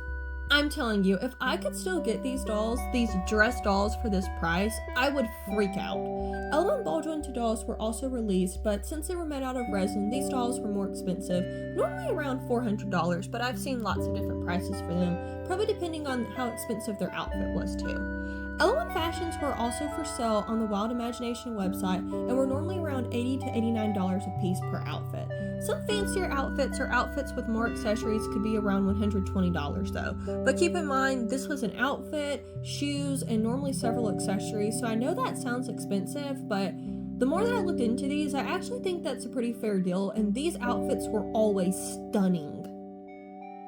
Ellowyne and Nema dolls from the Virtual Doll Convention are normally around $220. The first Ellowynes they put out were $250, and I believe that's the most expensive Ellowyne the VDC has ever made. The most recent releases of the Ellowyne and Nema dolls with glass eyes were the cheapest VDC doll releases yet, with a $195 price tag. Ellowyne and Friend dolls can be purchased on the secondhand market on websites like eBay and Mercari, also through online groups as well, like Ellowyne and Tonner Facebook groups, or at doll shows and conventions. Prices vary greatly depending on the doll and how sought after she or he is, but I can say most dolls seem to be between $200 to $250 secondhand, but sometimes can go for over $400 or even more depending on how rare the doll is. Most Ellowyne dolls sold for between $89 to $220 when they first came out, and I found some posts of collectors talking about why the prices have gone up so much. I honestly think this is probably a combination of Ellowyne collectors who, when they found out that the Wilde Imagination companies shut down, were willing to pay higher prices to make sure they were able to get their grails, and two, just sellers seeing that they could charge more for these dolls, so they did. Some of these prices are fair though, especially for discontinued dolls in good conditions, but others are absolutely ridiculous. These aren't just for older Ellowynes too though, it's also happened with the VDC ones. It's sad to see a doll like Any Wednesday sell out in less than 7 minutes and then a few days later pop up on eBay for scalper prices. Like, I've seen $200 dolls sell for over $500 and it's insane. And not worth it. Scalpers ruin collecting and mess up the market so much. Her age. Ellowyne fans have been speculating about the age of our characters for years, but no one actually knows how old Ellowyne really is. There have been hints throughout the years, but never a solid answer. So I set out to find the answer to this question once and for all.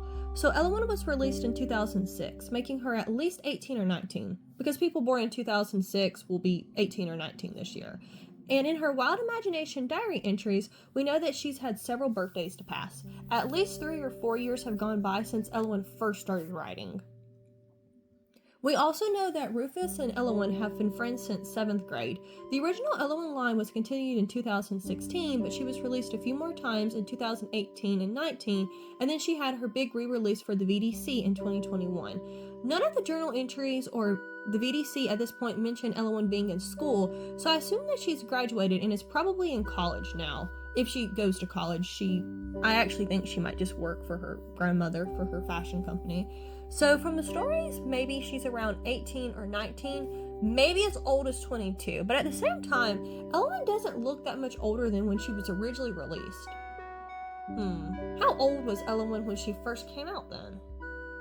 Ellowyne was friends with Prudence during her first journal entry, and she was the only friend mentioned. So maybe Ellowyne was around 14 at that time, but if she was 14 in 2010, her first diary entry was from 2011, but it was her reflecting on 2010, that means she's 29 now, and I really don't think these dolls look like they could be much older than their mid-20s. But the dolls look all about the same age, despite all the time that's passed. So how old is this girl? I pondered this complicated math question for a while. This was really something even algebra couldn't help with. Shocker. Then I realized something. Maybe Ellowyne doesn't age, at least not the way we humans do. Maybe she only turns a year older every 3 or 4 years compared to us, and maybe that's why she looks so similar still despite all the years that have passed. So how old is Ellowyne? Or maybe Maybe she's just a doll that doesn't have a set age. I actually think this is most likely the case. According to that VDC blog, when Robert Tonner answered Ellowyne fan questions, the actual question was asked, and his response did not surprise me. Begin quote, "She's not saying her age, but if I had to guess, I'd say somewhere in the late teens to early 20s. End quote. So I guess I was right. Plus, she's a doll, so we can let her age be whatever we see fit. Yes, I seriously spent time of my life trying to figure out and speculate about a doll's age. But hey, it was fun, and that's what we do it for, right? Plus, this is YouTube. Y'all clicked on this video, so you're here for it. Dr. Bantam. Dr. Bantam is Ellowyne's therapist and later also sees Lizette for a while too. Ellowyne has been seeing Dr. Bantam for many years to help with her chronic ennui. One of the ways Dr. Bantam has worked with Ellowyne through her trauma and ennui is by journaling, which is where we get all of Ellowyne's diary entries from. Side note, it was never said in the Ellowyne lore, but I think part of Ellowyne's issues was her losing her mother at a young age and how her family life probably changed a lot because of this. We know that her little brother has a lot of issues too, so I mean, if that doesn't qualify as trauma, I don't know what does. Ellowyne has said before that Dr. Bantam helps her, but often Ellowyne doesn't want to go to her appointments, and sometimes really doesn't feel like there's a point. Ellowyne sometimes worries that Dr. Bantam isn't happy with her, and in her diary entries, Ellowyne has written that Dr. Bantam drinks tea in her appointments, and Ellowyne sometimes wonders if there's more than tea in her teapot. This was said in a Wilde Imagination diary entry, but also in a virtual doll convention one, so this isn't a new thing either. I'm pretty sure it's just Ellowyne's anxiety though. I hope. Company shutdown. The Tonner Doll Company sent an email to collectors on December 22nd, 2016, updating collectors on some changes happening, one of which being all the Wilde Imagination doll lines were being discontinued, including Ellowyne, of course. I've heard collectors say the main reason for this was changes in the doll-making world and a rise in production cost. From what I could find by searching the Wayback Machine, the leftover Ellowyne products could be bought on the Tonner website while supplies last.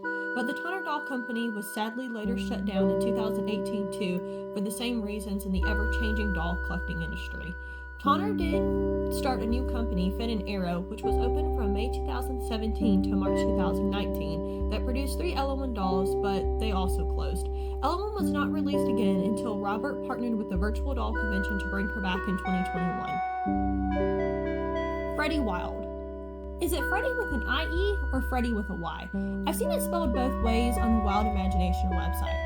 Freddie is Ellowyne's little brother who appeared multiple times in her diary entries and poems, but unfortunately never got a doll release. We don't know how old Freddie is, but it's pretty obvious he's a cheeky little brother character who can sometimes be the vein of Ellowyne's existence, but we know she loves him anyway. We also know he has some mental health issues of his own, with just as dark of a backstory as his sister. We'll talk about him and his pyromania compulsion later in this iceberg. Whipped cream. Ellowyne has mentioned multiple times and through multiple different mediums that she loves whipped cream. It was mentioned twice in her diary entries that her grandma has made her desserts including whipped cream. Whipped cream has been known to make Ellowyne smile too. What a rare feat. Beatrice. Okay, so I had to do a lot of digging for this. A lot. But I think I was able to discover that Ellowyne's mother's name was Beatrice. On the Wilde Imagination website, after lots of trial and error, I was able to access a page called My Favorite Things. Well, for now. Where Ellowyne tells us a few of her favorite things, and that's supposed to have a picture with them, but the pictures are all lost to time and weren't archived, so I kind of just have to read the quotes and speculate what the pictures were supposed to be of. So this might not be right, but there was one that had a caption that read, "My mother Beatrice when she was happy." So I think it's pretty safe to say that this is probably Ellowyne thinking about her mother, and I'm guessing maybe it was Mother's Day post or something. We do know that Ellowyne's mother passed away when she was young, so this could have been maybe Ellowyne like thinking about her mom and remembering her and stuff. And I think this just pretty much confirms that Beatrice has to be Ellowyne's mother's name, and she said her mother when she was happy, so does this imply that her mom had ennui too? Is ennui hereditary? Ellowyne has depression. We know that Ellowyne was diagnosed with chronic ennui at a young age, and as far as we know, does not meet the diagnosis criteria for anything else. Although some have speculated that maybe Ellowyne has depression or some other disorder or mental health condition, We know from the 2023 diary entries that she experiences anxiety, but as far as we know, our girl just has chronic ennui. But I definitely can understand the fan theory that she has depression, and I think it makes her a more real character. I honestly wonder if maybe Ellowyne actually, like, deep down in the story does have depression or something else, but just to keep the story a little more cheerful and maybe a little more, like, viable or less sad, they just say chronic ennui. But I mean, if you read the story, the girl just has horrible, horrible boredom, and I really think that's probably about it. Ellowyne x Rufus. It's time to talk about the ships! Yay! As you can tell probably already, I'm a huge shipper. I love shipping characters in all different types of media, so this is one of my favorite things about the Ellowyne fandom, and honestly, especially now that, like, the VDC is doing tons of Ellowyne stuff, they don't even really talk about the ships or anything, but it's always been a big part of Ellowyne's story, so I'm really excited to talk about this, and I hope we can get some others talking about it too. So Ellowyne x Rufus was the most popular ship in the Ellowyne fandom by far, pretty much since Rufus first came out, for very obvious reasons. We know that Rufus has had a crush on Ellowyne for a long time, but I guess she doesn't realize his feelings. Time goes by and Ellowyne does take a bit of interest in a few other guys, but despite how much Rufus likes her, he's too shy to tell her. And what's so sad about Rufus, he writes her love letters that never get sent, and he so badly just wants to help her with her ennui and make her smile. Aww, Rufus is so sweet and shy and quirky. I just love him. We see that he looks out for Ellowyne by telling Amber to leave her alone when she's being mean, and chases after Ellowyne when she runs off crying after being embarrassed at the fashion show when she sees her and Nema are wearing the same dress. But Ellowyne just doesn't realize his feelings. How tragic.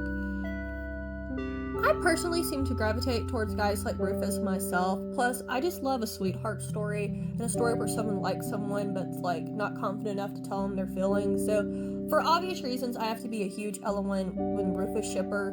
Poor Rufus, he loves her, he just can't work up the courage to send her a love letter. I found lots of fan Ellowyne and Rufus content, which was an absolute blast to look at. Lots of photo stories and even some fan blogs that we're going to talk about later. And so much of it was so good.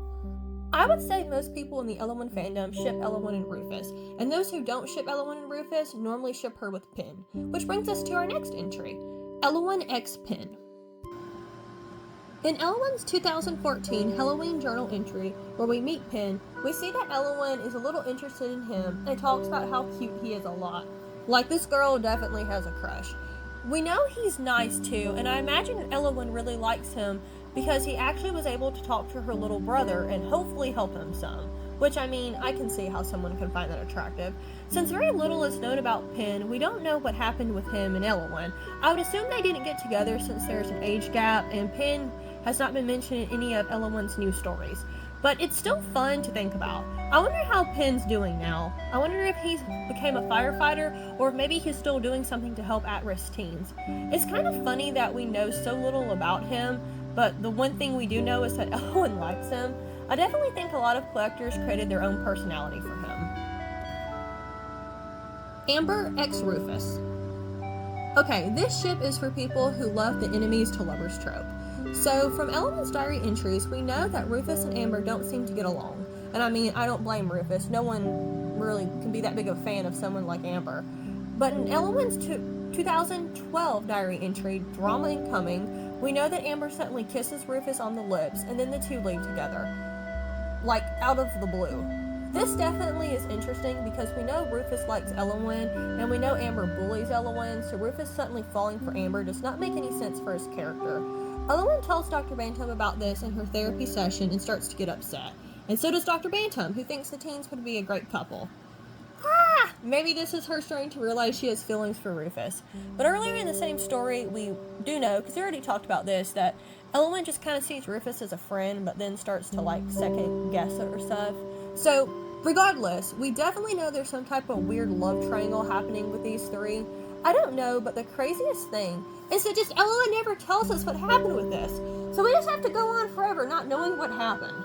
I'm still choosing to believe that it was just like some type of blackmailing thing because I really want Ellowyne and Rufus to be together. The Rufus x Amber ship honestly does make a lot of sense, and I can see how people ship them, but Regardless of what side of the story is true with the kissing thing, there's a lot of drama around them and just so much stuff that we don't know about. So I just really think we need more information to really understand that much about them. But they're definitely a valid ship, but not for me because I'm an Ellowyne x Rufus girl all the way. Rufus gets some Riz, can ask Ellowyne out. Pin, get a last name. And Amber, work on yourself, girlie. Ellowyne BJDs. I know we've already talked about these dolls a lot, but I really need to give them their own section so we can talk about them a little bit more and I can share everything else I know. There were a few Ellowyne ball jointed dolls produced. The Ellowyne BJDs were made out of resin and unlike the plastic dolls had 13 points of articulation instead of 12 and had double jointed arms and knees. The BJDs were a lighter skin color and had eyes that were actually designed to be changed. Ellowyne was the only character made as a BJD. Her friends never were.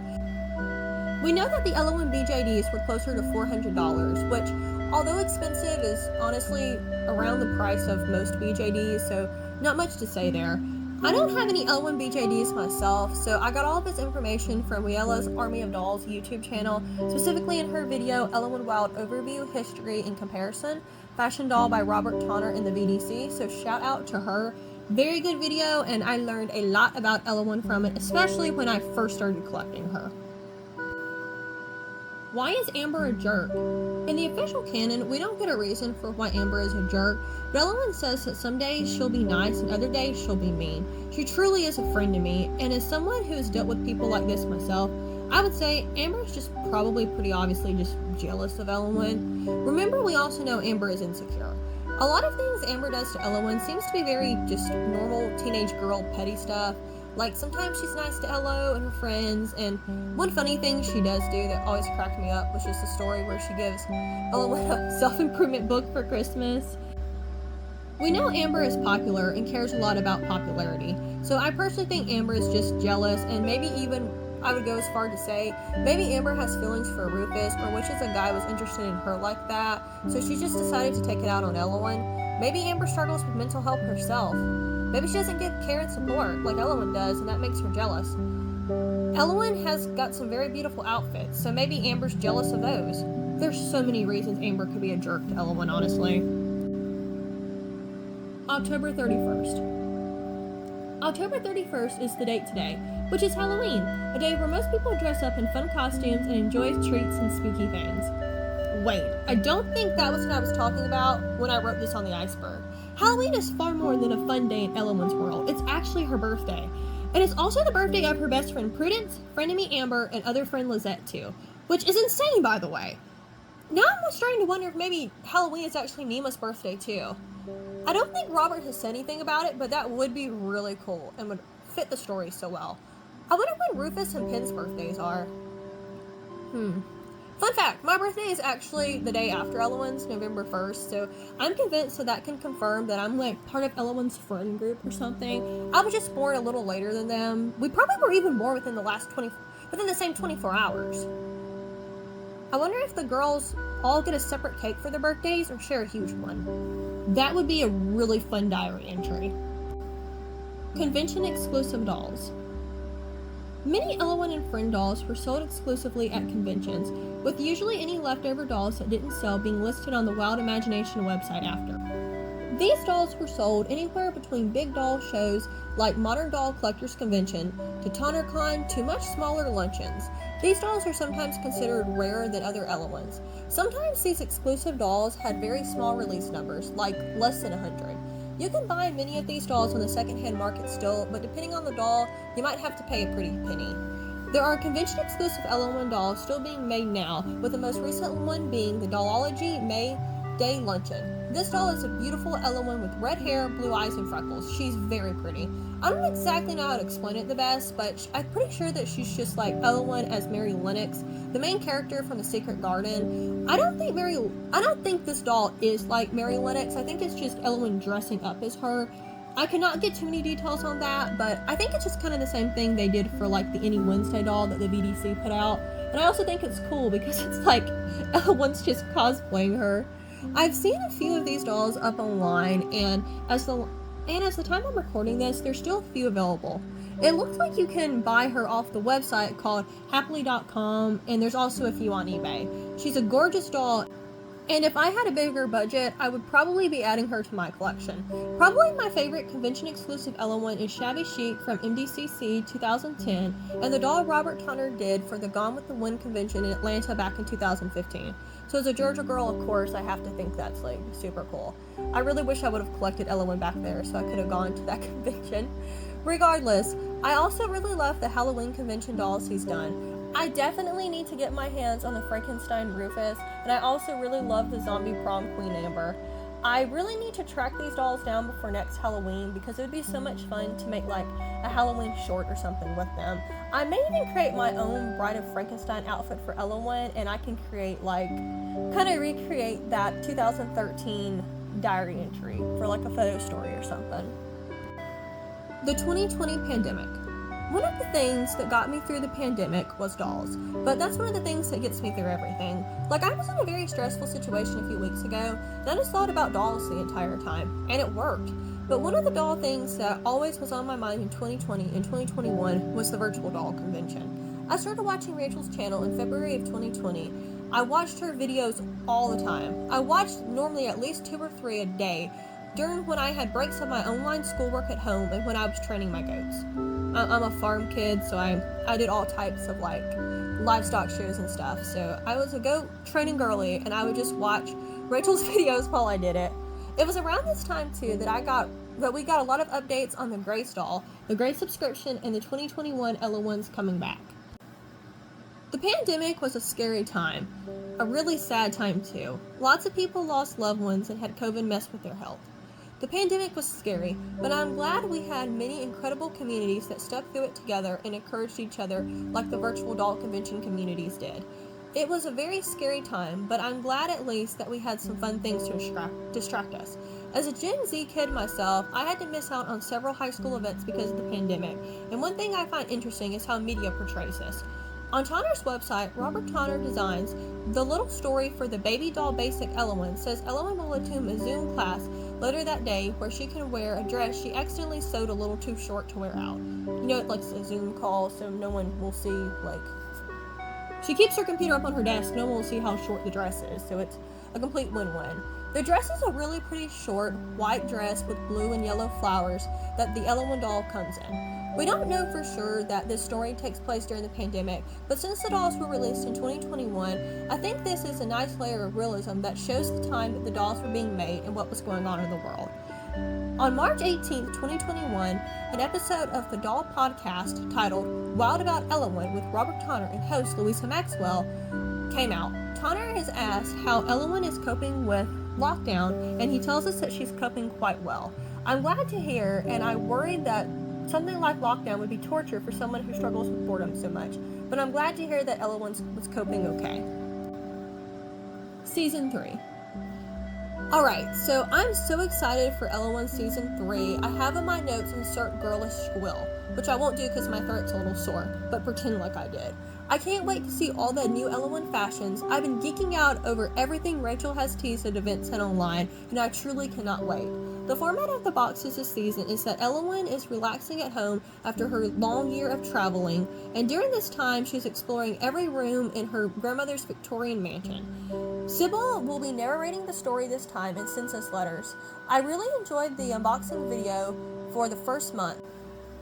This month, Ellowyne explored the attic of her grandmother's mansion, and I absolutely cannot wait to get my subscription box. I was one of the lucky ones who was able to snag the add-on dress, and I'm definitely excited to do an unboxing. I also really can't wait to get my hands on Sybil. I'm already so excited to see next month's stuff, and I wonder which room we will be exploring next. To me, this is the most exciting Ellowyne thing to happen in the Ellowyne world since the VDC announced Nema. I'm so extremely hopeful for this, and I'm also checking the VDC calendar to see any updates on when the next video will be out. VDC team, please let Ellowyne's friends be mentioned in Sybil's letters or the new diary entries or both. Please bring back Rufus, Amber, Lizette, and Freddie. They are so important to Ellowyne's story and we love them.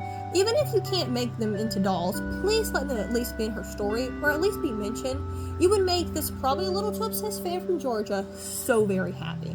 And so many others too, I'm sure.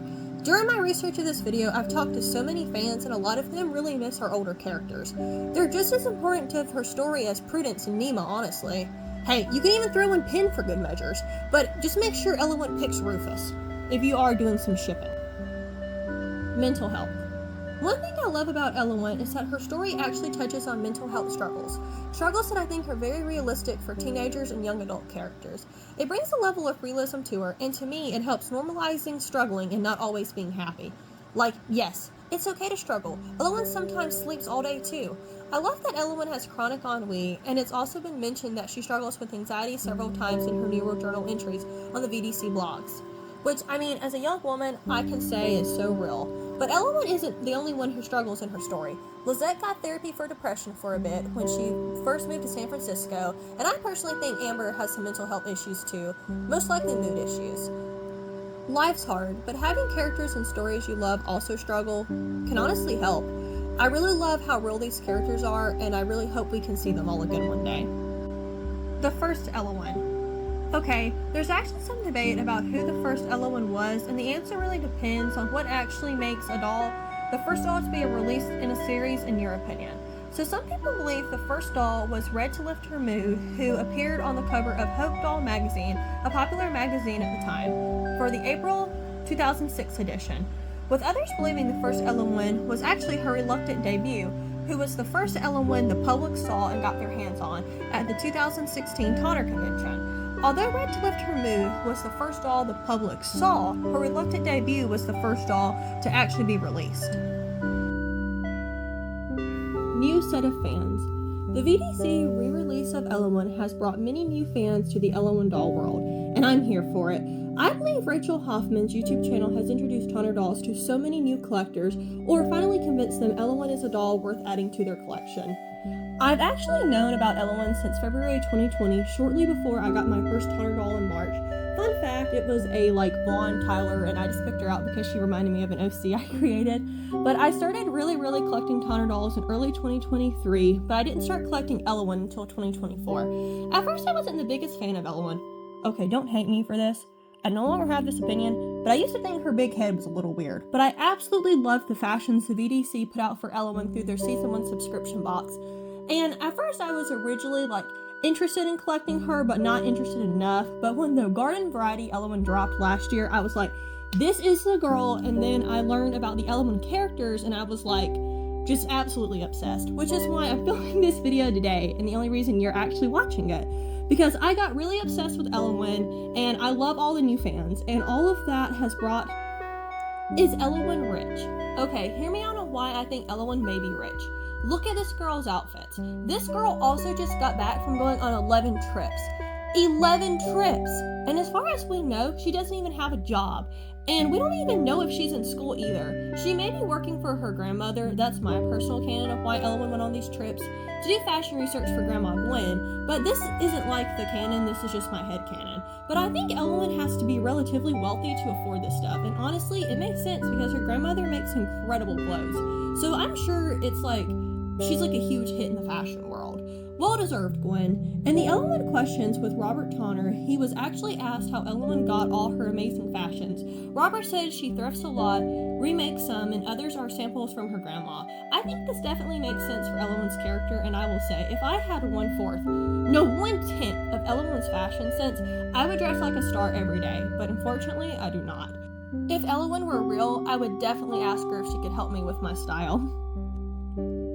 We are now entering layer 4.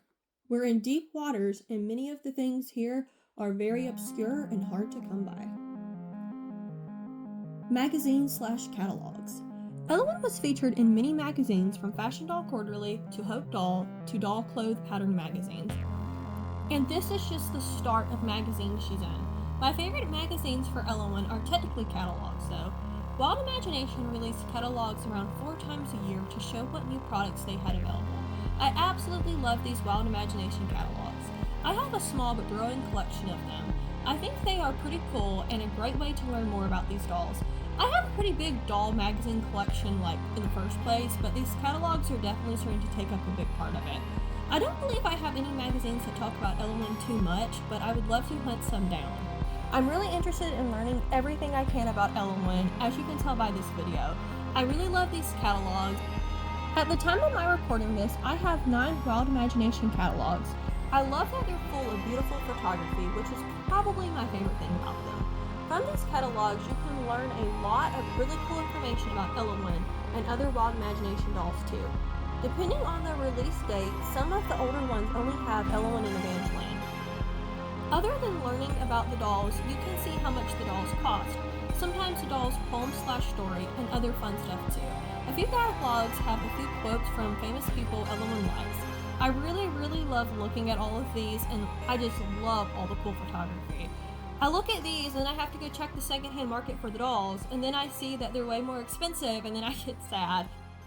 I've had an absolute blast with these and want more. I personally love the media around the dolls I collect too, so if you're anything like me, I recommend picking one of these up if you come across it on the secondhand market. These can definitely be a nice way to chill one evening, maybe drink some hot chocolate or something, and just relax as we get ready for the fall/winter season. Speaking of magazines though, I did come across one thing that really cracked me up. I've seen pictures of the unrequited Rufus doll reading a Fashion Doll Quarterly magazine with a picture of Ellowyne on the cover and a few different places floating around on the internet, and it cracks me up. This is so funny, and it opens up so many questions. I've heard from collectors the picture was from a Fashion Doll Quarterly magazine, and I feel like I've got to track this one down because I've got to see this picture in person. It's hilarious. 2018 to 2019 dolls. 3 Ellowyne Wilde dolls were released from 2018 to 2019 after the Robert Tonner Doll Company closed and Tonner was working under Finn and Arrow.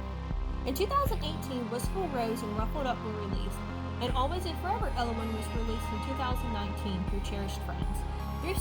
These 3 Ellowynes were the only Ellowynes released on the RTB 101 body, the body Lacey Churchill comes on, and in my opinion, Always and Forever Ellowyne is the prettiest of these 3. She has the prettiest long brown hair and a nice coat too. I really love it. I hope I can one day add her to my collection. I think these bodies look a little weird on Ellowyne. I mean, it does give them a more grown-up look, so maybe if you're a fan of that, these might be for you. I think these dolls are cool, but I'm glad that Ellowyne came back on her original body for the VDC release. Did Ellowyne's ennui get better? Okay, this is something I've heard a lot of Ellowyne fans talking about, and Robert Tonner did kind of give us an answer. On the VDC blog, Ellowyne Wilde Collectors Questions answered by Robert Tonner, question 2 asked was, is Ellowyne still in therapy? And Tonner told us absolutely. He also said ennui does not go away quickly, but she's working on it. It's good to hear Ellowyne is making some improvements and still in therapy.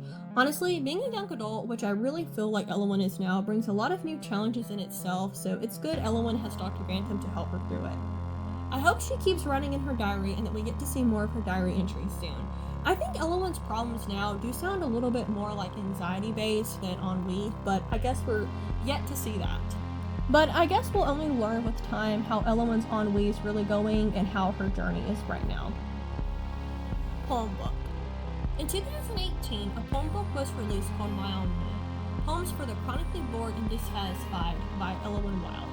I learned about this book from the Wild Imagination catalogs. I had a little trouble tracking it down, but I'm so glad I was able to get my hands on it.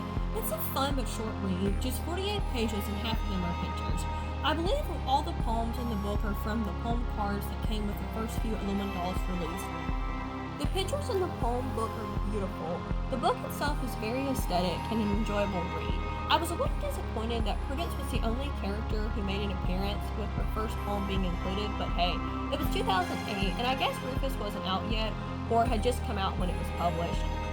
I couldn't find anything telling the date that the poem book came out, but I know it has 2008 inside of it, so I'm assuming that it was released right before Rufus came out. I'm really glad I was able to track this book down, as I think it's something that a lot of fans don't know about, or at least don't have in their collection. It was a fun read, even if it was a little torturous for my dyslexia. Before her time. Okay, Ellowyne Wilde is awesome, and in my opinion, one of the coolest dolls ever made. She's probably tied with Danny Cho's Smart Dolls for first place in my heart.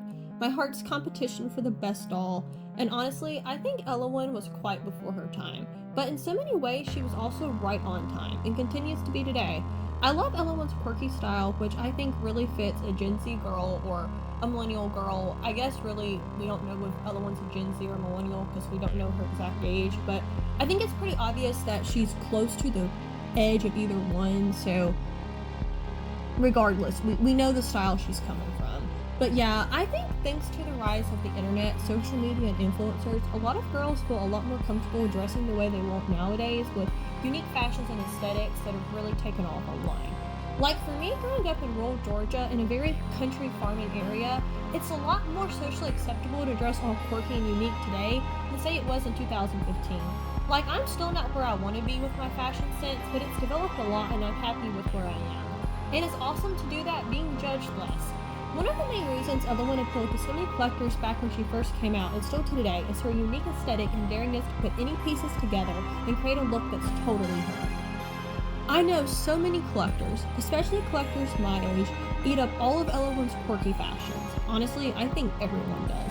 Most doll collectors are huge fashion people, and many collect dolls to experiment with fashions they love, but don't quite feel comfortable wearing themselves. There's a lot less pressure to dress a doll in a very extra or alternative outfit than dress yourself that way. It's fantasy, it's fun, and it can even be healing. I'm sure lots of Ellowyne collectors fall in this crowd. Ellowyne's bravery to be totally her and her thrifted DIY and sometimes made by her grandma fashions totally resonates with folks of today, if not more now than it originally did. It makes her seem pretty ahead of the curve. Another thing about Ellowyne that makes her feel ahead of her time to me is that this doll, or girl, who is not always happy, often struggles. Thankfully, mental health awareness has gotten so much better since 2006 or even 2016, but it still does have a long way to go. I think it's so incredible that Turner tackled these topics and let Ellowyne be a real girl and not a facade. My working to unmask autistic self admires you, Ellowyne. Keep working on your ennui and being you. We'll keep admiring you. Neurodivergent. None of Ellowyne or her friends have been confirmed to be neurodivergent, and I don't think having chronic ennui is enough to make someone fall under the neurodivergent umbrella. But I do think Ellowyne, and even some of her friends being neurodivergent, is a really cool and understandable headcanon. Like I mentioned before, I have autism, OCD, ADHD, and dyslexia myself, so I'm definitely neurodivergent. For someone like me, being able to see characters like myself, or even if I have to use some imagination to do it, is huge. By the way, for anyone who doesn't know, being neurodivergent means someone has something like ADHD, autism, depression, OCD, anxiety disorder, etc. Many people are neurodivergent, and neurodivergent studies and people understanding it a lot better has come a very far way recently, so more and more people are getting diagnosed, which to me just makes me feel less alone. Why I especially say this about Ellowyne is because many people who struggle with some of the things Ellowyne goes through are somewhere on the neurodivergent spectrum. I mean, we know Ellowyne only met the diagnosis criteria for chronic ennui, so we know she doesn't have anything else, well, at least anything else that was diagnosed. This can be a lot of fun, and it's super cool when it can help us feel more seen. I mean, come on. She's like the only doll I've ever heard of to openly write about struggling with mental health and boredom, and she sees a therapist. By the way, since Ellowyne has chronic ennui, I've decided to give a few of her friends Ellowyne-ified diagnoses too. What do you think of these? Okay, so for the energetic Prudence, we have cheerfulitis, Amber has chronic moodiness, Rufus has, are you ready for this? A Riz deficiency, and what for Lizette? I got it. Bird-obsessed Southern girl blues with a hint of depression. If we're feeling on the edgy side, that's awesome right there. These are clearly my headcanons and meant to be a joke, but I think these really cool. What do you think of them? Maybe like in the Ellowyne world, this is like actual diagnoses that you can get when you go to see a psychologist. Contest. Wilde Imagination hosted a few contests throughout Ellowyne's run. I could find a good bit of information about a Wilde About Coloring contest and poetry contest. There could be more, but these are the only ones I could really find information on. For the Wilde About Coloring contest, collectors got to color their choice between several pictures of Ellowyne, and there's actually a YouTube video still on the Tonner doll company YouTube channel is showing off the entries and winners now. Go check it out, it's a lot of fun. And from the research I did, it looks like the poetry contest might have ran for multiple years, like a different contest each year, so like a different winner was picked. I could only find, on a Wild Imagination website, I could find the little advertisement for it that was archived, but that was about all I could get. I had to do some really good detective work here to figure a lot of these out, and I'm also doing some guessing. I believe many winners won a doll or fashion pack for their entries, so I think this is really cool and a very awesome thing for the Ellowyne community. Inspired other doll brands. Okay, so for this prompt, I'm going to go ahead and recommend you check out a YouTube video on Rachel Hoffman's channel. It's called Robert Tonner on the Evolution of the Modern Fashion Doll, Game Changers, Sculptors, and Materials. This video is great, and I learned so much about dolls in general and Tonner dolls when I first watched it back in 2020. It really does a great job of showing the impact Ellowyne left on the doll industry. Imperialism Park. Imperialism Park was a line introduced in spring of 2012 consisting of two characters, the steampunk brother and sister duo, Theodora Curiosity Bennett and Phineas Jules, who must save the automaton treasure before it's destroyed. Theodora came on an Ellowyne body and her brother Phineas came on a matte body, the same one Rufus uses. These dolls have a similar aesthetic to some Ellowyne dolls, but their characters were never part of the world. And I know we already talked about these characters earlier, but I really think they deserve their own entry since I think they're, out of all the dolls in the Ellowyne body that I think is sometimes confused to be part of her story, I'm pretty sure they're the most common. They are the most common because at first I thought they were part of her story, and then I was disappointed when I saw that they weren't. Freddy's Pyromania. Okay, so I learned from reading Ellowyne's original diary entry that her little brother Freddy has a pyromaniac compulsion, which I'm gonna be honest with you, I had to look up what a pyromaniac compulsion is, and this is what I got.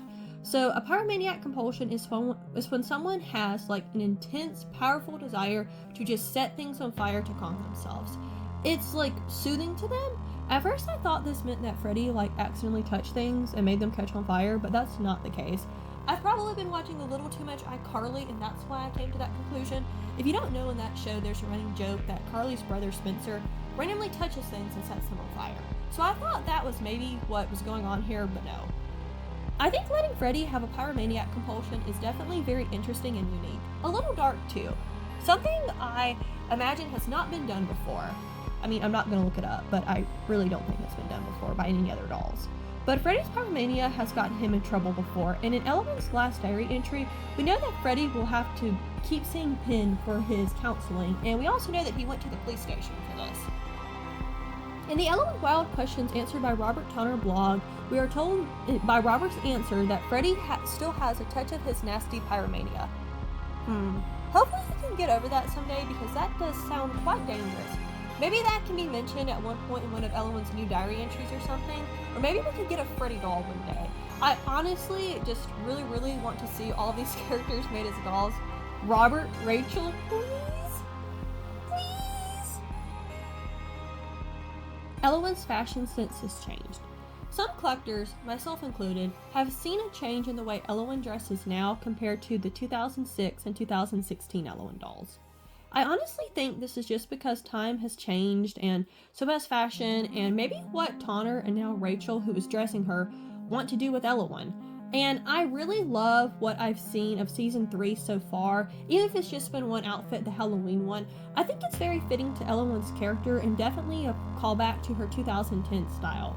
I think many VDC Ellowyne fashions are beautiful, but there are several I don't really believe fits her character that good, especially when compared to the older dolls. But I mean, that's okay. Ellowyne is a young woman. She has the right for her fashion sense to change and experiment with new things, and then go back to her original style and aesthetic too if she wants.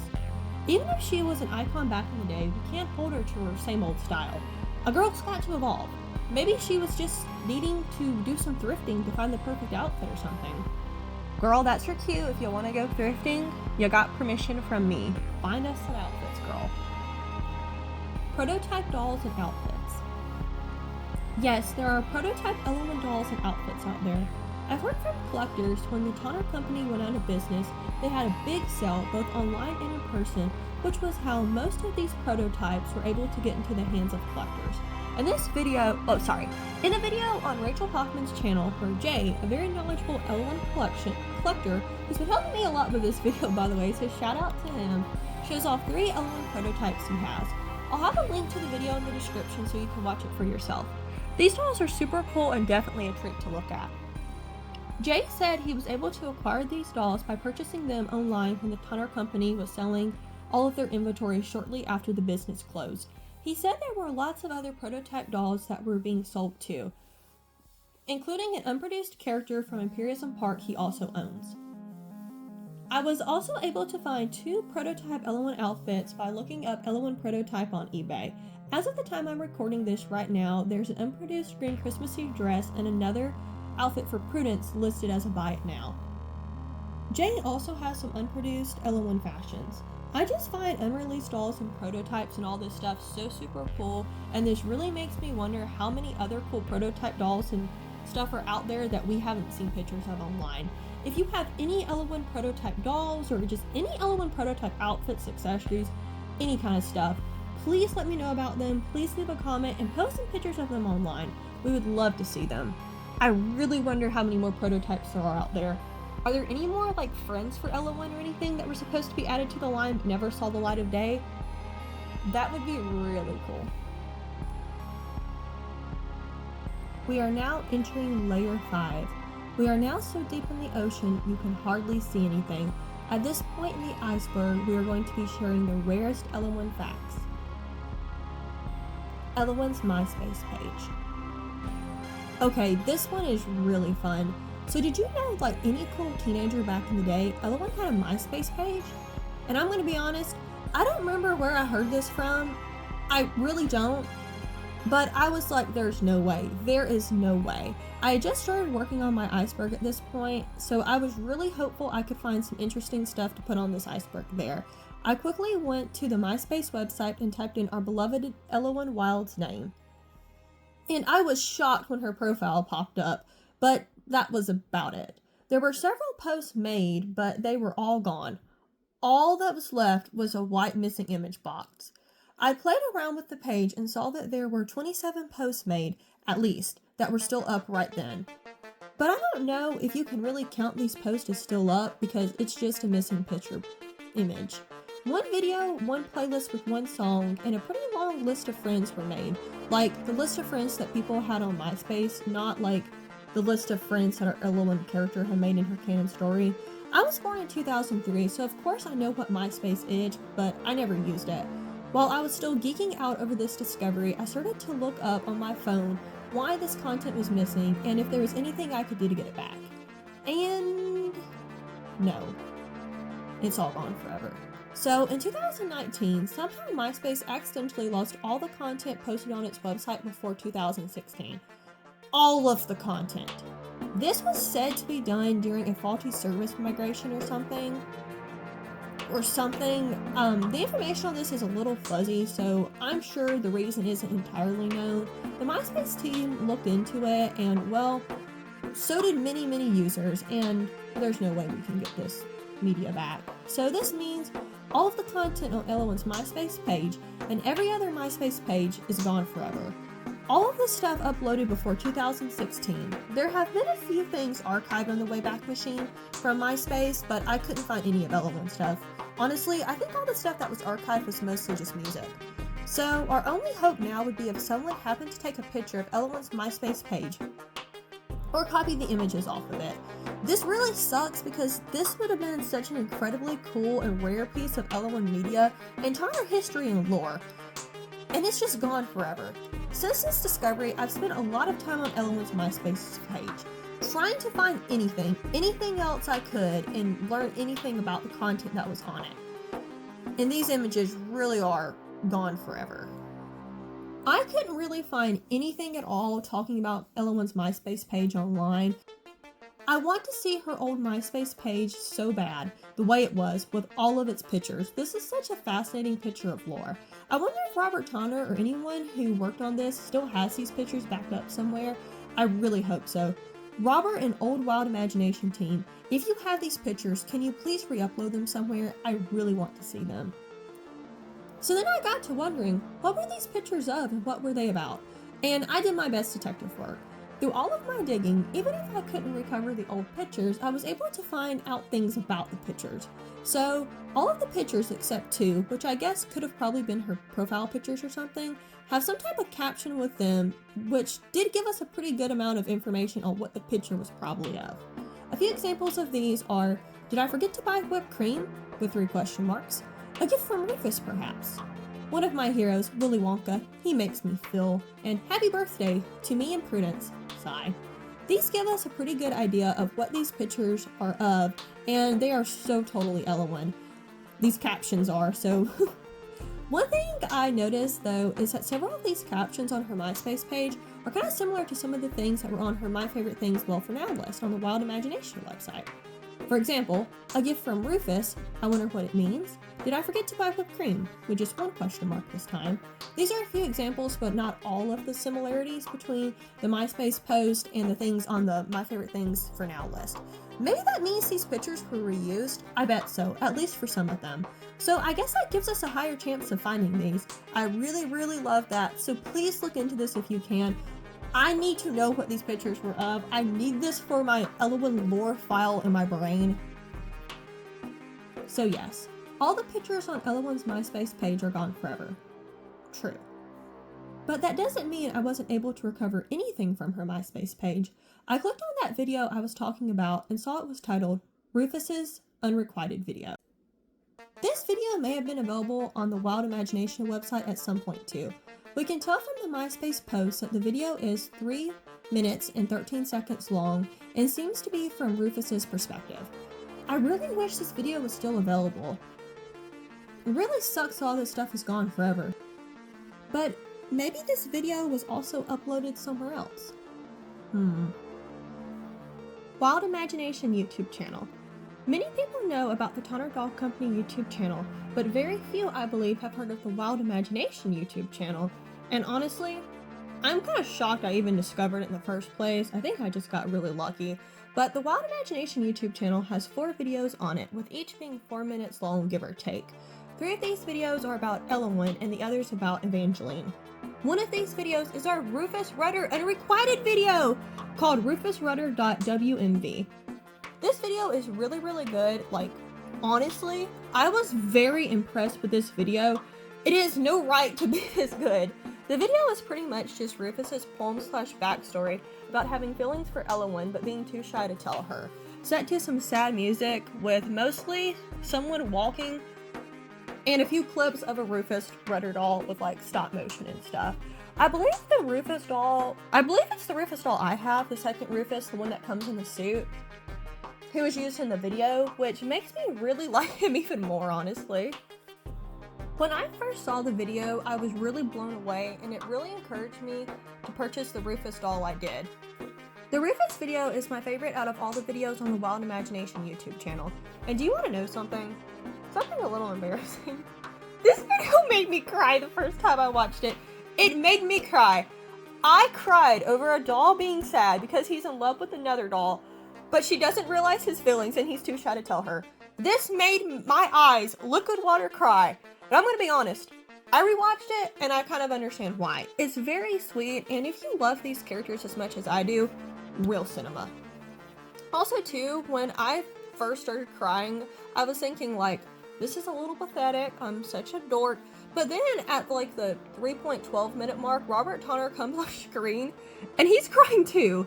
And I was like, thank goodness, I'm not alone. Mr. Tonner himself was also moved by this beautiful love story, or not a love story because technically they didn't get together officially. I love this video. That's technically the 3rd video on the channel. The second Ellowyne one though, we won't be talking about the Evangeline one, at least not in this video, but it's my favorite, so we just had to talk about the Rufus one first. But the first video is called Scanty Clothes WMV, and wait a second. WMV, does that stand for Wild Music Video? Oh my goodness, that's so corny, I love it. Hang on, I'm gonna look it up. Wait. No. Never mind. It actually stands for Windows Media Video. Never mind, but that would have been cute though, and you can't blame me for thinking that. Okay, so back to the first video on the Wild Imagination channel. So this video is just, I guess, would be like a doll music video of Ellowyne's poem.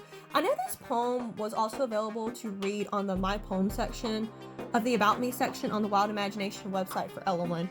I also really think this poem came with lots of the earlier Ellowyne dolls too. I didn't get one of the original Ellowyne dolls yet that was in box, so I haven't been able to check that for myself, but I do believe it came with all of the Ellowynes for a while.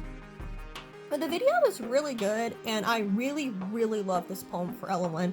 I think it really does a good job of showing who she is, and I think it just really captures her character and all the emotional ups and downs and all the stuff of just being a young teenage girl. Also, one thing I feel like I really need to clear up, because it even confused me, is although the video is called Scanty Clothes, which for anyone who doesn't know, scanty just means like a more scandalous outfit or something that shows a lot of skin. Ellowyne does not wear scanty clothes. Ellowyne is modest, like a pretty modest girl, which we love, by the way. She would have fit in very good at my private school I went to. I love the more modest look myself, and I also love the vintage style, so I love Ellowyne's fashion sense. Ellowyne also mentioned in one of her diary entries about not liking skimpy clothes, and also talking about Amber wearing that skimpy outfit for her Halloween costume that year. So being modest is a big part of Ellowyne's character, and I just think the name of this is a little misleading, so I had to clear that up. But I love this video. It's a very fun presentation, and I think it's honestly really cool, and it just really incorporates beautiful doll photography and a little bit of stop motion with the poem, and it just makes like such a good presentation. I feel like this is just a better experience than reading the poem itself. And I just feel like this really helped me understand Ellowyne's character better, and it was definitely a lot of fun. This video doesn't have credits at the end like the Rufus one did, but whoever made this, you did a wonderful job. Clap, clap. The last video, My Mini Moods WMV, is another doll music video of a later Ellowyne poem. This video explores Ellowyne's character more and focuses on her trying to define herself, or maybe her trying to decide for herself who she really is. She talks about her many moods and things she loves, and finally ends the video saying, "I'm just Ellowyne." One thing I found funny was that Ellowyne talks about her eye color changing in the hue, and mentions having different colored hair, and I'm like, girl, you're a doll. That's what we're talking about here, which I think really brings together that Ellowyne doesn't look a specific way. You can have an Ellowyne doll with blonde hair and brown eyes, brown hair and blue eyes, black hair and green eyes, truly any combination, and it's all Ellowyne. And I think it's really just cool and funny how they had the doll kind of showing and reflecting on how that worked in her world. She's aware that her hair and eye color changes, and this is very much a thing that we can look at and be like, yeah, she's a doll. But also too, we know this is just a metaphor for moods. This video is also very well done, and I think it's visually the prettiest and so far the deepest. Just like the whole Ellowyne line, not only is she beautiful, but she makes us think. Lizette's diary. Not only did Ellowyne get a diary for us to read on the Wild Imagination website, but Lizette got one too. Lizette's diary can be found under Ellowyne's My Friends section under her About Me page on the Wild Imagination website on the Ellowyne page. There are 3 diary entries for Lizette. All of them take place pretty quickly after she moved to California, I'm pretty sure. In the first diary entry, Lizette tells us about being down that her family just moved to San Francisco. She misses New Orleans, and she's just been down. Her parents, Sasha and Julian, decide to get her some therapy and worry she's depressed. Her therapist is none other than Dr. Bantam. On the day of her first appointment, Lizette meets Ellowyne in the waiting room, and the two immediately. In the second diary entry, Lizette hangs out with Ellowyne, Prudence, and Rufus for the first time after her therapy session. Not much happens, but we do learn a little bit more about the Ellowyne lore, mostly stuff we've already talked about in the Iceberg already. Lizette did say, quote, "I got this feeling that Rufus has a thing for Ellowyne, but I don't think she knows it," end quote, and also says Rufus got uncomfortable when Prudence brought up someone named Jace. Yes, there will be a section where we talk about Jace a little bit earlier. He's in. Lizette has a great time hanging out with her new friends and trades numbers with them. On her way home, she finds a cute hat in a little shop. Remember, she collects hats, so this sounds like the perfect day for her. Entry 3. In her last diary entry, Lizette is reflecting on some things and still hasn't decided for sure or not if she faked her depression. Regardless, she's feeling much better now thanks to her new friends. She realizes that maybe her parents didn't want to move either. Lizette doesn't know if she'll see Dr. Bantam for much longer since she's doing so much better. She and her new friends hang out every week after hers and Ellowyne's therapy appointments, and life is going pretty good. She loves school, even if Amber is a not nice girl. Oh, and she also loves the science lab. Lizette said in her second diary entry, her new friends told her their school has a really good science department, which makes our girl very happy. So I guess she's a science person. Cool. I love that about her, and honestly, Lizette may be my favorite character. So yeah, she's seen San Francisco isn't really that bad. She's got good friends and some great shops to go to too. An antique clothing store, which is where I assume she got the hat from in her last diary entry, and a rare bird shop. Perfect. She even said that Ellowyne was with her when she found the bird store, and they spent hours in there, and that Ellowyne didn't even mind when she talked about birds a lot. Ellowyne not get bored? Wow. That's a really big achievement for her. Ellowyne definitely sounds like a good friend despite her challenges, and I think I can confidently say Lizette is a quirky girl obsessed with birds. She's weird and southern. I love her. I may or may not have ordered a Lizette doll that may or may not have been delivered to my house last week during the filming of this video. Other friends. So the only friends of Ellowyne's to be released as dolls are Prudence, Rufus, Amber, Lizette, Penn, and Nema. But other characters named Hazel, Jace, and Jenny C were also briefly mentioned in Ellowyne's diary entries and stuff. From reading the little post Ellowyne has written about Jace on her My Favorite Things page, well for now, we learned that Ellowyne met him on a family trip to an amusement park, which was a disaster, but at least her new friend was nice. I find all three of these characters very interesting, and I wish we could learn more about them. Jace, who Ellowyne kind of seems to have feelings for, was briefly mentioned in her 2013 birthday party diary entry from November 3rd. That one, the one where she hit Amber with the ball bat. He was also mentioned in Lizette's diary entry by her telling us that Ellowyne was talking about him, which made Rufus jealous. Jace was the only character who wasn't produced as a doll to be mentioned on Ellowyne's My Favorite Things page, and at one point that post did have a picture, so I wonder if that means we could have gotten a picture of what a Jace doll would have looked like, but now all those pictures on that page are long gone, so I guess we'll never find out. That does make me wonder though, was Tonner considering actually making us a Jace doll? Jenny C was also mentioned in the same story, Ellowyne's 2013 Halloween birthday. She was mentioned like 1 or 2 times, so we know pretty much nothing about her at all. Despite the fact that her last name started with a C. Hazel is the other new friend who was at Ellowyne's 2014 birthday party. The only thing we really know about her is that she's Prudence's friend and was dressed as a Jane Austen character for Halloween. Ellowyne says she doesn't really know why she's hanging out with them, so I'm guessing that implies that Ellowyne and her friends aren't exactly the most popular people in the world. But I don't know, because I think it is kind of implied that Prudence might be somewhat popular, or at least incredibly good at making friends, which makes sense for her bubbly personality. It's great that Ellowyne got such good friends to bring other good people around her. I would have loved to learn more about their characters and maybe get a doll from them. Maybe one day they'll show up in one of Ellowyne's new stories or something. Fan websites. To my surprise, there's tons of Ellowyne fan content, online groups, and websites out there. Like, I knew this doll was beloved and popular, but I didn't realize quite how much until I started Googling stuff. And honestly, since Ellowyne came out so long ago, I wonder if there were even more that was lost to time. I found some amazing Facebook groups filled with knowledgeable and fun collectors sharing their Ellowyne dolls, many enthusiastic bloggers, and of course some YouTubers like myself, and even an Ellowyne fanfiction website. The fan appreciation and content doesn't just stop there though. There are tons and tons of Ellowyne photography on many different social media websites like Flickr, Instagram, and Pinterest.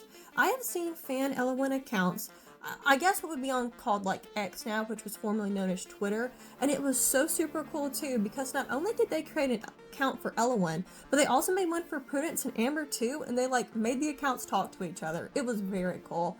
As far as Facebook groups go, I have seen about 8 that have a pretty good Ellowyne presence, a pretty big one, but there's probably more because not all of them have Ellowyne in the name, but do have Ellowyne dolls. My personal favorite Facebook groups are the Wilde About Ellowyne group and of course the Virtual Doll Convention one. I spoke with some super cool members of the Wilde About Ellowyne groups, including Jay, who helped me out a lot in this, and a few other people too. Jay, who I mentioned earlier, who helped me out a lot with this video, was actually from the Wilde About Ellowyne group, and he was a member of the very first Ellowyne group to come out, an Ellowyne fan group on Yahoo Groups that was later removed when Yahoo Groups shut down. So I really bet there was a lot of other groups that were lost to time or something. So yeah. There's also a really cool website called Ellowyne's Ennui Board Host, what I think would be like a forums website, I guess you would say, which is also still very active to this day, with lots of great Ellowyne photography and photo story being shared. I actually plan to post to this website myself sometime soon. I think it's a really cool site and it gives me old internet vibes, whether that be for better or worse. But I think it's super cool since Ellowyne first came out so long ago, and I think it's just really fitting and just really fits the Ellowyne vibe. There's really something for about any Ellowyne fan out there, so I definitely encourage you all to surf the internet and see what super cool Ellowyne stuff you can find and find your own doll community. I've spent a lot of time on Ellowyne fan websites recently, but I do have a favorite, and that favorite is exclusively Ellowyne. This website is full of fanfiction, really, really good fanfiction. There are 9 stories, 3 chapter stories, and 2 novellas on this website, and let me say, they're a great read. Like, seriously, all of them. And these stories aren't short either. Of the chapter stories, 2 are at least 6 chapters long, and the third, Spring Break, which is one of my absolute favorites on the whole website, is 15 chapters long! 15! The novella Ennui in the Age of COVID-19 contains 5 stories that are 5 chapters long. My favorite chaptered story on this website, though, is Love and Loss, Ellowyne and Rufus, which is 7 chapters. I'm gonna be honest, I discovered this fanfiction website in late January and I was blown away by these stories, and they made me love Ellowyne and her friends so much more. I've read every single story on here, some multiple times. I binge read a lot of them when I was really sick at the beginning of the year with the sinus infection that just wouldn't go away, and I have asthma too, so that was really not fun. I go back and forth on what my favorite fanfiction is from this website, but I think my final answer has got to be It's a Wonderful Wildlife. The author Beth said it's a homage to It's a Wonderful Life, and I think she did a fantastic job with it. In the story, Ellowyne is a little down on Christmas Eve after Amber, once again making her life more difficult by breaking her beloved family heirloom. Ellowyne's crying in her bedroom, wondering if maybe things would be better off if she was never born, when she's visited by her guardian angel. But this isn't any ordinary guardian angel, though. No, it's Midge, Barbie's best friend Midge, aka my favorite Barbie character, aka the doll my Nana passed down to me, which is one of my prized possessions in my collection. For nostalgic reasons, this girl is Ellowyne's guardian angel. Ah! When I tell you I geeked out so hard, I don't think you realize how hard I'm talking about. I tried to comment multiple times on this story, best doll fanfiction ever, but for some reason my comments didn't go through, which was very unfortunate.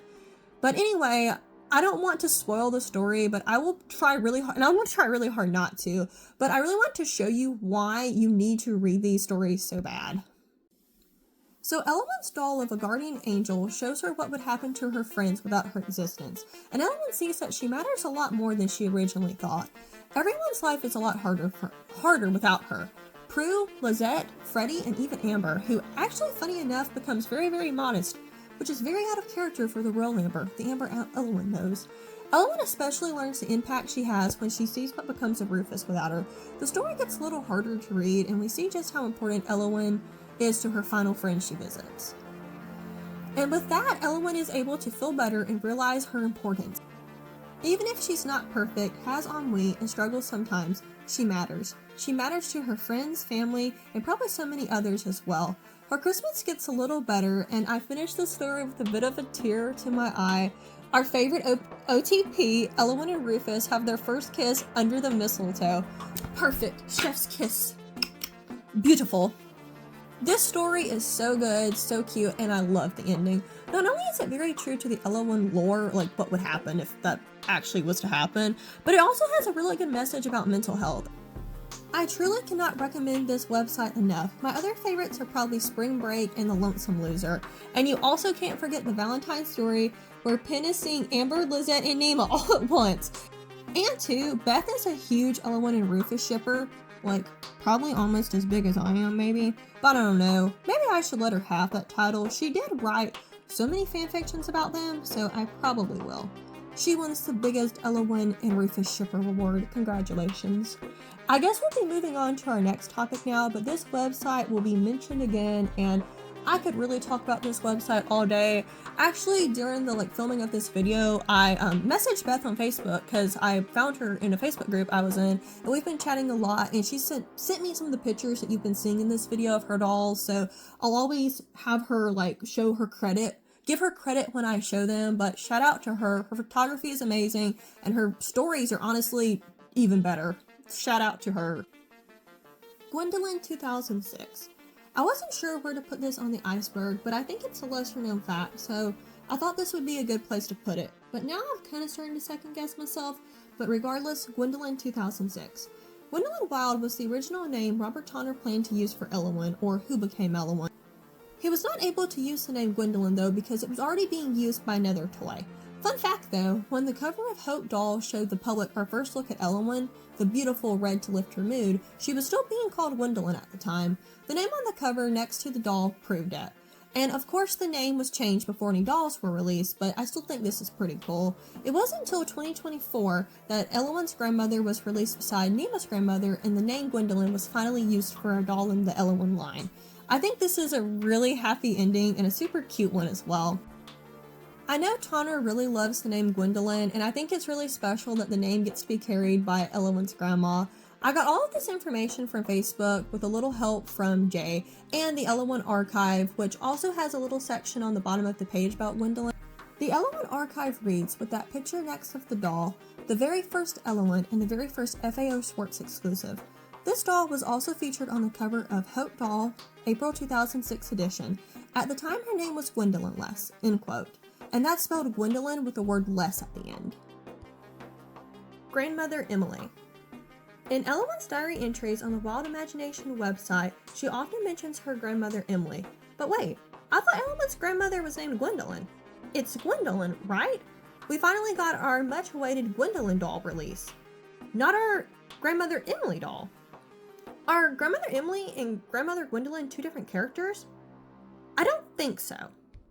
In the 2022 Ellowyne diary entries, Ellowyne's grandmother is mentioned but not by name, and she definitely is the Grandmother Emily character. Everything adds up way too well for them to be different characters. She's off on another business trip like Emily was often doing, and she has Ellowyne fill in for her at a charity event. And she's wearing an outfit that her grandmother made her, but can't produce for her line. So this is the same character. And since Gwen got her second release through the VDC, and we weren't told that this was a different grandma character than what was in the diary entry, I think it's pretty safe that Girly just wanted to change her name.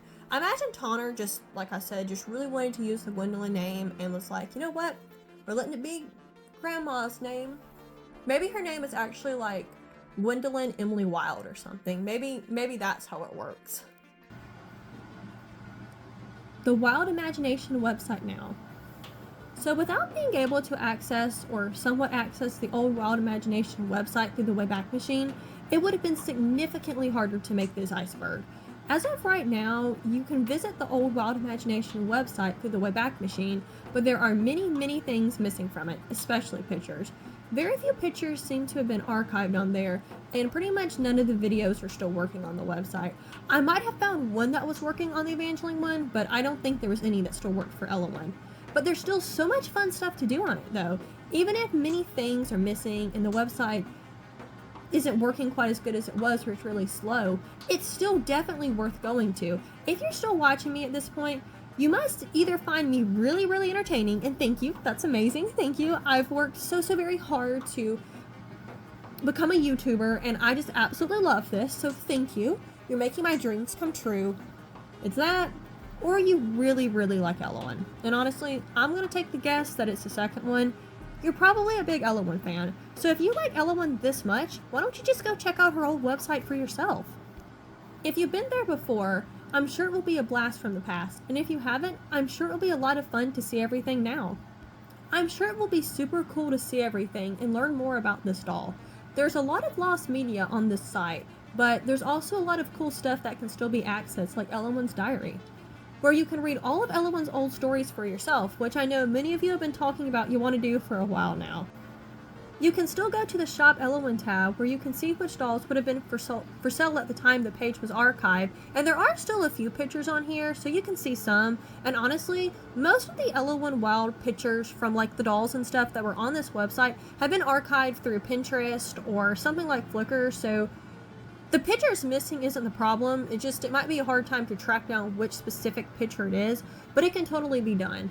And that's just the Ellowyne page. There's also a page for Evangeline Ghastly, Amelia Trimble, Patience, and Sad Sally too. I'm gonna be honest, the only other page I've really spent a good amount of time on other than Ellowyne's was Evangeline's, but I also really love everything I've seen from the other characters too.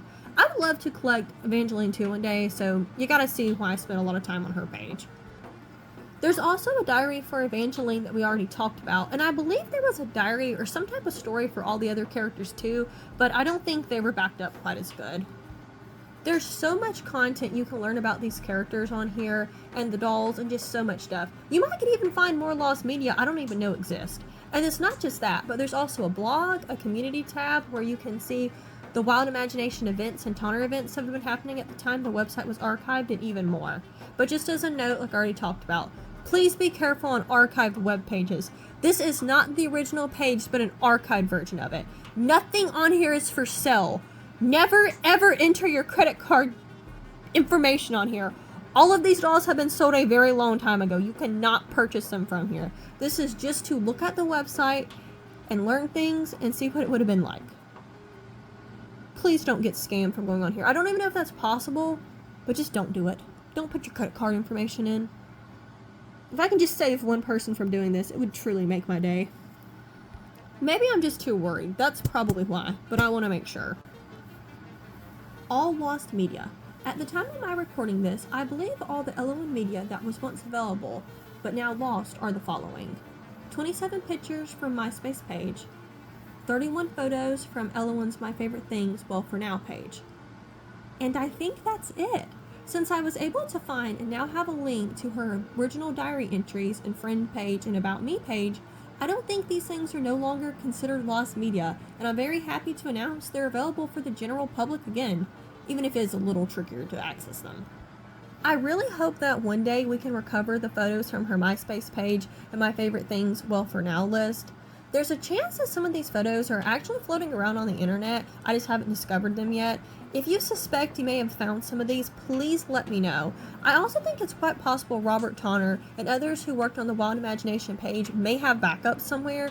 So as far as I know, the Myspace page and the My Favorite Things For Now list pictures are lost media, and they're the only Ellowyne lost media that still hasn't been found. The only other thing that might be considered lost media is something that we'll talk about in a second, and I think it's going to be the thing that the most of y'all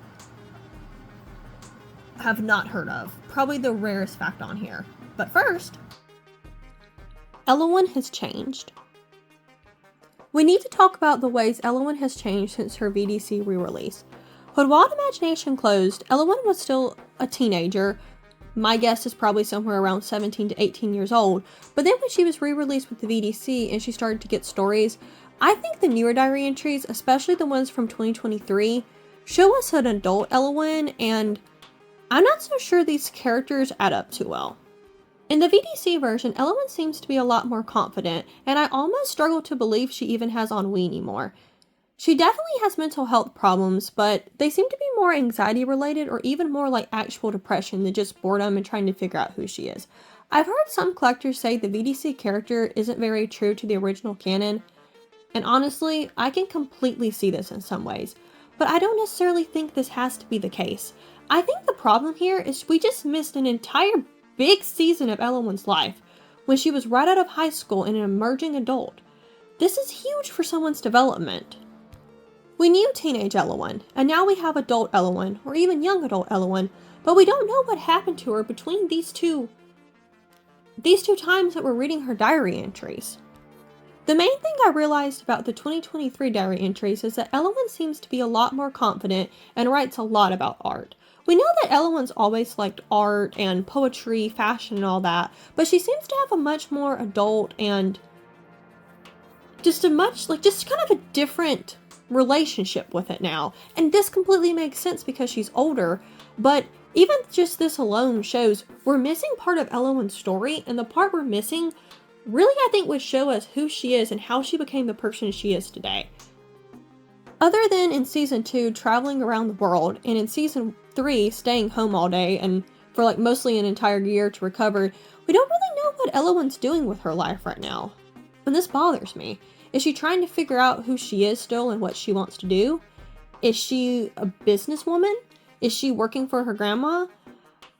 I don't think we really get an answer, but I kind of get the vibe that she does work for Gwen or something. And again, all this stuff is okay. I even think it could be quite good fitting for her character, but the problem is, we go from a very teenage Ellowyne who struggles with ennui to the much more confident Ellowyne we have today without being told how she became this person. And I feel like it doesn't even really reflect our character that well because we don't know how she got here. I really think this can be fixed though, and I think season 3 can really give us some good opportunities because with Ellowyne exploring her grandma's mansion and stuff, she can go through rooms, she can go through drawers, photo albums and stuff, and maybe this can piece together the pieces we're missing. But there is one thing though about the Ellowyne now that really rubs me the wrong way, and that's she doesn't even talk about Lisette anymore. Lisette, who was one of her very best friends, or Rufus, and they're both main characters, and I just don't really see how they're not in the story. We know that Prudence and Ellowyne are best friends, but Lisette's a very, very good friend to them too, and regardless if anything romantic happens with Rufus or not, he's a big part of her story. They've been friends since 7th grade. I would even make the argument that Rufus is even more important to her story than Lisette, not only because he's a guy who's got it really bad for her and kind of follows her around, but also because out of all the people Ellowyne could have chosen to take to that fashion charity event with her, she picked him. And there's several times in the story where we see how he watches out for her, and he's just a very nice guy. I'm not even sure if half of these people would be friends if it weren't for him. So I guess what I'm trying to say here is, I don't necessarily think this can be too true to Ellowyne's character, because Ellowyne would still be friends with these people and talk to them and stuff. Really, all they would have to do is just tell us a little bit about what's going on with Lisette and Rufus now. Preferably Amber and Pin too for good measures, but I mean too, if Ellowyne's at her Victorian mansion, it would only make sense for Rufus to make an appearance since he literally works on that mansion. But even if we don't get these characters as dolls, just putting them in the story would make it feel so much more like the old Ellowyne story, and I feel like would be something us older fans would really appreciate. Or fans who were a little obsessed and learned everything they could, and now I feel like I am one with the Ellowyne lore. So yeah, I'm not saying that the Ellowyne we get in the VDC stories isn't true to the original Ellowyne character. I'm just saying there's a few things that I think could be done to make her a lot more like her and would probably make us fans all very, very happy. But regardless if this stuff happens or not, I think Ellowyne Season 3 is by far the best one we've had, and I think it really is a return to the older Ellowyne stuff. Did Ellowyne and Rufus get together? How do I start this? This is a tricky one. So as far as I know, there isn't a piece of Ellowyne media that straight up says Ellowyne and Rufus are a couple. And I'm like 99% sure that I'm correct on this because I've looked everywhere. Or a story where Rufus tells Ellowyne his feelings, which is unfortunate because there's a lot of drama and crazy teenage/young adult emotional stuff that can be explored here. On the VDC Ellowyne fan questions answered by Robert Tonner, Roberts asked, begin quote, "Who really won Ellowyne's heart, Rufus or Pin?" End quote. And Robert said, begin quote, "I don't think anything has been settled. Sure, Pin's better looking than Rufus, but has anyone ever been as nice to Ellowyne as Rufus has? But I'm not taking sides." And on the March 2018-2021 episode of the Doll Podcast with Louisa Maxwell, titled Wilde About Ellowyne, Louisa asked Tonner several questions about the Ellowyne release from the VDC. Louisa asked about Ellowyne's friends and about her boyfriend Rufus. She refers to Rufus as if he and Ellowyne are seeing each other, and I was hoping we would get some type of answer from Tonner, but he never confirmed or denied anything. But the more I talked to several collectors, a lot of people seem to think they are together, so that's something. There's also a second episode where the similar question kind of comes up. We're going to look at that, but first we have to look at a rare Tonner interview. So, as you know from like 15 minutes ago or something, I was and still am absolutely obsessed with the Ellowyne fan website, exclusively Ellowyne by Beth. And you know me, I was looking on the Internet Archive, just pulling through all types of stuff on the Wayback Machine, and I found some content that's no longer currently on the website. This includes at least 2 stories. There are chaptered stories that are missing, and a deep thoughts page, which includes many blog posts from Beth talking about dolls and a few things about her life. But the coolest thing by far was a section called 20 Questions More or Less with Robert Tonner. I'm trying to put all of these interviews in order, but this one's a bit trickier because it was posted on July 9th, 2021, but the first sentence of the post is, "A while ago, Robert Tonner graciously allowed me to ask some questions about Ellowyne." That's a quote, by the way. So I don't really know when these questions were asked, but I'm gonna keep this part of the entry here just because I think this is where it's the most relevant. Beth asked Tonner many questions about Ellowyne, 3D printing and making dolls, Nema, characters Beth would love to see as dolls, and of course she had to ask about Rufus. I'm gonna quote what Beth asked directly. Begin quote. "And then there's Rufus. I love that boy, and I would love to see him brought back. The story for Pedal Pushers seems to indicate that he and Ellowyne are finally a couple. Maybe there should be a requited Rufus. It sounds as if Ellowyne has come to her senses and realizes that intelligence, kindness, and a sense of humor are more important than looks. I'd love to see him as a hipster, stubble on his face, fedora or knit cap on his head, and a man bun. Would you bring him back, please?" And then we get Robert's thoughts on it. Begin quote. "I've not thought about bringing characters back, only if they're reworked, but it's not a bad idea. Rufus is one of my favorite characters in the Wilde world, and I love that he's not classically handsome, but he's a decent, smart, kind person. He might be fun to revisit." End quote. I love how, again, Tonner doesn't confirm or deny anything, and I do have to agree with Beth. Pedal Pusher's story maybe does imply that they could be dating. On the second episode of the Doll Podcast, done about Ellowyne Wilde, titled Ellowyne Wilde 2022's Hottest Fashion Doll Drop, Louisa Maxwell asked Robert Tonner, quote, "Any sightings of Rufus or other male characters for the Ellowyne line?" End quote.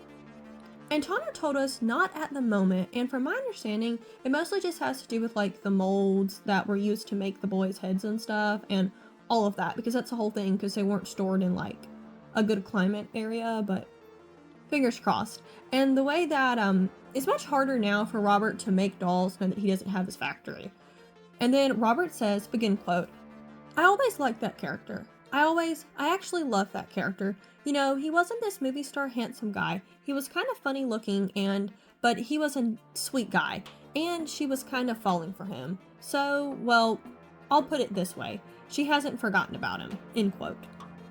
So we got a lot of information here, and what I think this shows is that at first, Robert really just wanted to focus on bringing Ellowyne back and just getting her back up and running again and doing all of that. And he just wasn't too invested in the other characters and her romantic life. But when he was really trying to plan out what he wanted to do with her next and story-wise, it got him thinking about Rufus more. And I think our last answer is pretty promising and gives me some hope that maybe we'll get an answer one day. But what about the Pedal Pusher story? Implying they're together. Or is this even the only story that implies they're together? And the Pedal Pusher story, which you can find on Robert Tonner's portfolio, Robert Tonner Designs, starts with, and I quote again, I swear I'm using so much quoting in this entry. I'm using probably more quoting in this entry than I've used in the entire Iceberg, but I promise there's so much stuff to quote here. Okay, begin quote. "Rufus wanted us to meet an acquaintance of his for dinner. I wasn't quite sure if I wanted to go, social anxiety and all, but I've heard wonderful things about his friend Nema." End quote. So yeah, I think that they're going out to dinner together, and Rufus told Ellowyne he wanted us, meaning both of them, to meet his new acquaintance. Gives more than friends vibes, because if not, I don't know why he wouldn't have just introduced their entire friend group to Nema. He also told her he wanted them to dress up, so this is... I can definitely see how this gives couple vibes, but I don't think this is the thing that gives the most couple vibes with Ellowyne and Rufus. I actually think this is from the story on the VDC's website, their version of it, of how Ellowyne and Nema got to become friends. The fact that Ellowyne asked Rufus to go with her to the charity event and even thought that it would be fun is saying a lot for them, knowing Ellowyne's character. I mean, I'm just saying, it would have probably been made more sense for Prudence to go with her or something, and I mean, I know that Rufus is Gwendolyn's handyman, but I don't really think going to this charity event is in his job description, so I think Ellowyne just really wanted him to go with her. Then when Ellowyne sees she and Nema are wearing the same dress and runs off crying, Rufus chases after her and tries to cheer her up. By telling Nema too that, he patched up the situation for her and everything. He also told her that Nema wasn't bothered that they were wearing the same dress and that she even thought it was cool. I mean, I'm pretty sure her grandmother probably planned for them to wear the same dress anyway. And Ellowyne wrote that she hated it, but she was annoyed by how Rufus went on and on about how beautiful Nema was, which it's gonna take a wild guess here, was probably him just being a nice guy and trying to show Ellowyne that they can both be beautiful and wear the same outfit, but she was feeling sensitive at the time, so she probably took it a little bit the wrong way. This is just speculation about the last part. We don't get too much story with these characters, so we kind of have to take everything we get and really look into it. But I'm just saying, I really think this implies boyfriend and girlfriend behavior, or people who like each other as more than friends and are figuring it out stuff, because I just don't see how you can take it any other way. And if this is not what's going on here, I think these two may have more problems than they did in the original story. Which would be worse because they're clearly a few years older here. When you read Ellowyne's 2023 journal entries, Rufus isn't mentioned at all. Or Amber or Penn or Lizette. It's just Ellowyne, Prudence, and Nema hanging out and doing stuff. And I mean, I can kind of see not having Amber and Penn in the story, especially since I take it these characters no longer in high school, but not having Rufus and Lizette, come on. Number one, they're my favorite characters aside from Ellowyne, and number two, they're like main characters, so I don't know what this means for them. Maybe Ellowyne and Prudence and Nema are going to the same school together or something, but you would think they would at least mention Lizette, since, I don't know, Ellowyne, and Prudence were really good friends, if not best friends.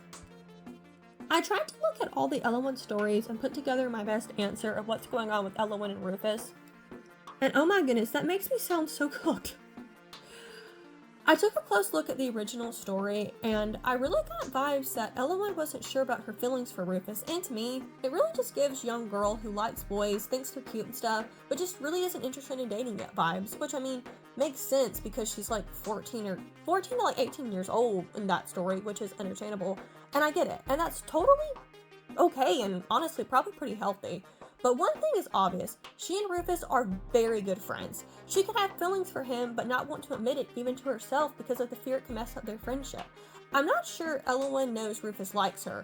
I mean, yeah, Dr. Bantam tells her client she thinks her and Rufus would be a good match, and she thinks Rufus has a soft spot for her, but this doesn't even mean Ellowyne believes her. In the Halloween 2013 journal entry, Ellowyne does write that she thinks Rufus was a little cute in his Frankenstein outfit, which is a wild sentence, by the way. Pun intended again.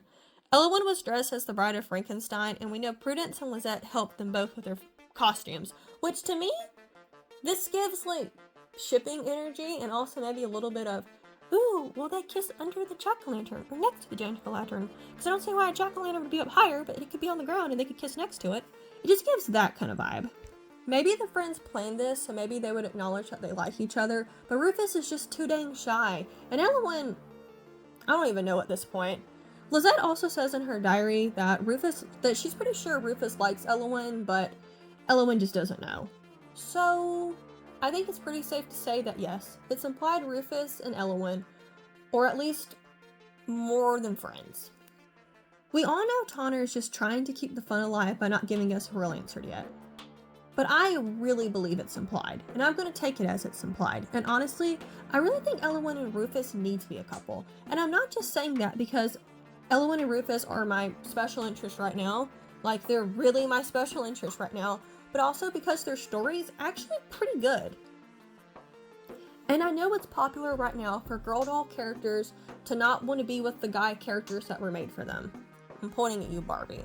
And I know people have mixed feelings about this. I did too, but this works for Barbie and Ken. But this does not work for Ellowyne and Rufus. Rufus has liked Ellowyne since they were in 7th grade. He's nothing but kind to her and stands up for her when she's being picked on by Amber. He's an extremely nice person and a very good friend. He's not like Ken. Honestly, quite his opposite. He's not the most traditionally attractive person in the world. Some say. I don't see it myself, but I mean, even Tonner seems to think this, so I guess it's canon. And Tonner said he's a sweet guy, and might I add, a person who wants to make the depressed girl, who doesn't even really seem to have many friends, smile. You don't see many stories like that. Especially for dolls, I think it's a really interesting romantic trope, and it's really just really sweet and innocent. Plus, I mean, Rufus is a handyman. It's pretty unique, and I think it's pretty cool. I mean, I know it's dorky how much I'm into this, but look at me and my entire personality. I just really would love to see them give it a go. I think the idea at least needs to be explored, and even if things don't work out with them, you could show how they were able to still stay good friends and everything after this. And honestly, if the nice guy, Rufus, can't even get the girl, the tragically bored girl he's liked for literal years, over a decade at this point, and she picks someone else, I might just lose all hope in doll-centered romance.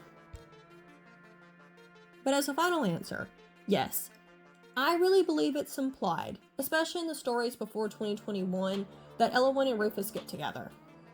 Yes, no one's confirmed anything at all, and they actually go out of their way to. But let me introduce a fan theory to you. Ellowyne and Rufus are happily together, but they haven't commented on anything yet. And they specifically asked Mr. Tonner and everyone at the VDC not to, because they don't want the media to know yet. It would make sense with Ellowyne's issues and Rufus's social anxiety. I mean, Riz deficiency. And that would be hilarious! I'm just saying, knowing some of the crazy developed stories Robert Tonner has come out with for his dolls, and the fact that he wrote an entire Ellowyne epic showing how much he likes her, I don't think this is out of the realm of possibilities, and it would just be so freaking funny. Unpublished Ellowyne epic. Yes, you heard that right. There is in fact an unpublished Ellowyne epic, and this is a wild one, and I absolutely love it. My jaw fell to the floor when I first heard this fact. The only problem is, this book is most likely never ever going to see the light of day. Robert Tonner shared on the Doll podcast with Louisa Maxwell on the December 3rd, 2021 episode about the doll he partnered with Sideshow to make, Olivia Chase, her alter ego Maury. And yes, Olivia Chase is canonically the daughter of Sydney Chase, the best friend of Tyler Wentworth. I love it. I gotta look into getting this girl for my collection one day. And she has actually her own story too in a graphic novel called The Fix, which I'm read online and I also highly recommend, and I need to go look for an Olivia Chase doll on eBay because I really want one. So in the podcast, Louisa asked Tonner if dolls ever write their own scripts, and Tonner responds with a story that had me shocked. He wrote an Ellowyne book, not just any book, but an almost 400-page epic. Dang! This was just a personal project for Tonner to help him figure out Ellowyne's character, but I personally think this is like the coolest thing ever. That's what I love about Tonner dolls. They're not just beautiful with jaw-dropping and unique fashions, but they have stories, real backstories, and I guess maybe as a hobby writer myself, that's what draws me to them so much. If you create a beautiful doll, amazing fashions, and an interesting backstory, you've really done something, at least in my book. But now, back to Tonner's unpublished book. Whoa.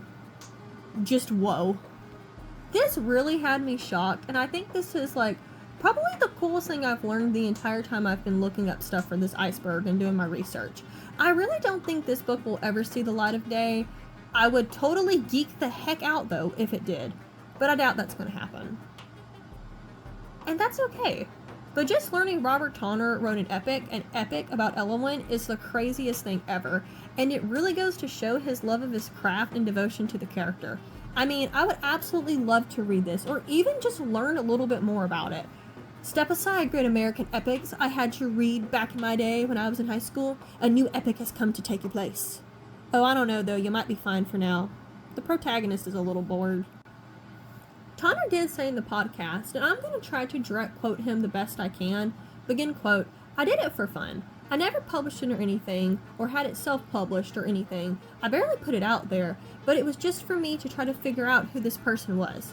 End quote. So yeah, it was just a personal project, and it definitely sounds like a very fun one, but I want to know what this means by barely put it out there. Did he actually share this book with a few people? Maybe people working on Ellowyne? I had never heard of it before until I listened to this podcast, and I can't find any information about it anywhere. And I've looked everywhere. I was so shocked in the best possible way when I learned this. Like, I was so freaking giddy, and this is just the type of stuff that just makes me so giddy I can't sleep at night. I just can't help but wonder, was this ever out there for the public and gone now? Can it even be considered Ellowyne lost media? I don't think so. It was never out there in the first place. I wonder if this, and this is a crazy wonder, but what if Ellowyne's diary entries were actually diary entries from her book Robert wrote? That would be crazy and maybe not too far off. I'm just so obsessed with this right now, and if you know anything, and I mean anything else about this, the smallest thing, please let me know. I would be so incredibly grateful, as I'm obsessed with this. I really doubt this will ever see the light of day, but regardless, it's so cool.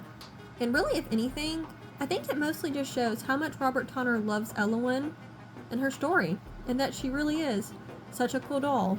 She's cool enough that someone could write a 400-page epic about her.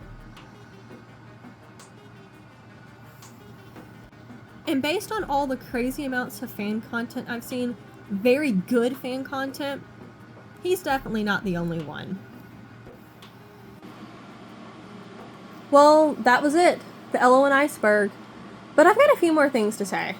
Ellowyne is a super cool doll line, with beautiful dolls, even better outfits, a storyline that I may or may not be a little too obsessed with, but I imagine throughout this video you were probably wondering one question. Katie, out of all the dolls you could have picked to make an Iceberg video on, why did you pick Ellowyne? Because I really, really love Ellowyne. I love the stories of the dolls, and I love the backstory. I really got into Ellowyne after reading the stories on the exclusively Ellowyne website, and I was confused since I hadn't heard of so many of these characters before, but there they were in the story, and I looked them up and they were real. So I got curious and started trying to learn everything about Ellowyne I could. I was already pretty obsessed with her, but after I discovered the Wilde Imagination website that's no longer online, and I learned about all these diary entries, I knew there was a story here most people didn't know about, especially the newer fans. I had so much fun researching these things, and I thought, why keep this to myself? Why not share it with the good people of YouTube? I figured it would be fun to make some type of a video essay, and I mean, I'm obsessed with Iceberg videos, so I thought, why not give that a go? Even if the format can be a little weird at times. But I guess the main reason maybe why I resonated with Ellowyne so much is her unique story of not always being happy. And unlike our girl, I'm generally a pretty happy person, but I can say life can be hard, especially after this year. I've had a lot going on. I'm working through some stuff and doing pretty good, but sometimes when you're struggling, it's nice to have a little not smiling doll to sit next to you. As cheesy as that sounds. I also wanted to make sure people understand Ellowyne's character. I'm not even going to pretend like I even knew that much about Ellowyne before I started on this, but as I've been working on this more, I think Ellowyne can often be misunderstood. Ellowyne is a good character. She's a sweet girl, and yes, she can be dramatic, and she struggles sometimes. She gets overwhelmed easily and can be a loner, but she also really loves her friends. Nothing makes this more clear than when Ellowyne lets Lisette info dump about birds and doesn't even get bored. At least doesn't show Lisette that she's bored, which to me really goes to show that although Ellowyne struggles with ennui, she has chronic ennui, but she still lets her friend do this. That's a real friend right there. Not only that, but she also goes out with her friends. She does Zumba with Prue, and she does all these things with her other friends, despite the fact that she knows it's hard for them, because she cares about them. She might struggle, but she pushes herself. Kind of similar to what I go through with my autism and OCD. Sometimes Ellowyne might come off as selfish or something, but she's really not. She's just a teenage girl. And I'm not saying Ellowyne has these conditions or anything like that, because she doesn't. But I know I'm not the only one who connects with Ellowyne because of reasons like this. I've talked to so many collectors who connect with her because they also struggle with mental health problems or physical health problems that they seem similarities to. Teenage girls and women, but really just all people in general, are often told they have to look happy despite what's going on with them. But maybe we'd be better off if we were a little more open, a little more supportive, and didn't hide our conditions as much. If we did, wouldn't people be more understanding? Could we live happier lives? Just stuff I've been thinking about. I guess all of this really is just a long, drawn-out way of saying I really connected with Ellowyne. I love these dolls. I love the stories, even if they're not all that developed. And I guess I'm just trying to say, I guess Robert Tonner just really created some crazy good characters that really captivated me. Like, these probably are my favorite doll characters, and I know they wouldn't be half as good without all the fanfare around them, though. The content on social media, all the discussions, the fanfiction, and all the crazy artistic shots and social media posts and photo stories. Sharing all this with your friends, sharing that you got a new doll, chatting about your favorite character for hours, maybe letting your friends suggest what you should dress your doll in. This stuff is fun, and I've got to connect with so many people through dolls, specifically Ellowyne over the past year. Ellowyne as a doll isn't perfect. Ellowyne as a character isn't perfect. The Ellowyne fandom isn't perfect.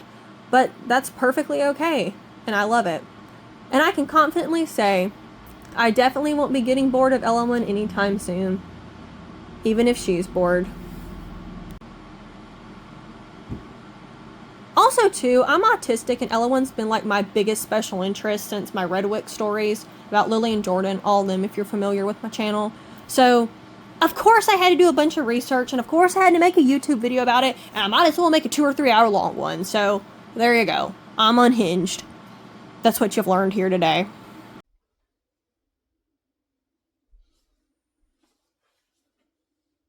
You can see me again. You've actually watched the entire Ellowyne Iceberg.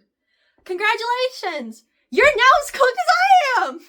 You may not be able to tell this, but it's Halloween and I had to dress up. And I dressed up as none other than Ellowyne Wilde. And call it divine inspiration if you won't, but I didn't have an Ellowyne inspired outfit. And like 2 weeks ago, a friend of mine actually was going through some things and she said I could borrow this. And it actually looks almost exactly like the one that came in the Ellowyne Season 3 Box 1.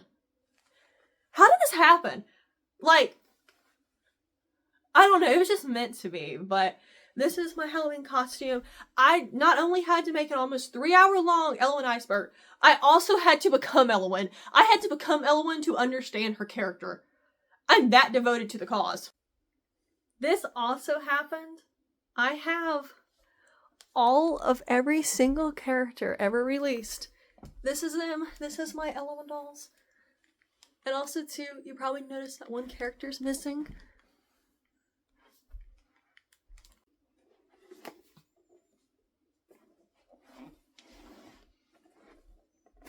I have a new doll to unbox in my birthday video.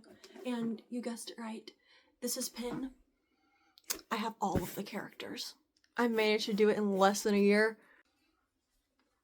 But that's it. That was the Ellowyne Iceberg. I can't believe I actually finished filming it, considering the fact that I've been working on this for many, many moons. And it probably took many, many moons off my life because this was very stressful. It was an absolute blast and I loved it, but I'm also honestly getting kind of worried I may not be able to get this video off my phone because it's kind of a lot of gigabytes. But thank you so very much for watching this. I hope you liked it. I hope it wasn't a little too dorky. I get a little carried away sometimes and it's hard reading a script, especially when you're dyslexic and have asthma. But I hope you liked it, and I hope you would consider subscribing to my YouTube channel.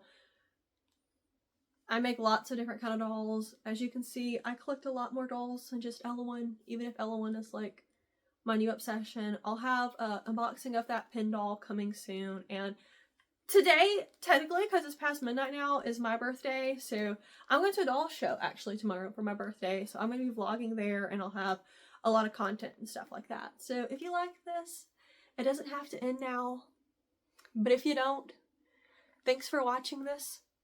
I hope I could at least make your day a little less boring. Ellowyne thinks so too. So thanks for watching this. I don't know what else to say, but y'all come back now, you hear? And I hope y'all have a blessed doll-filled day.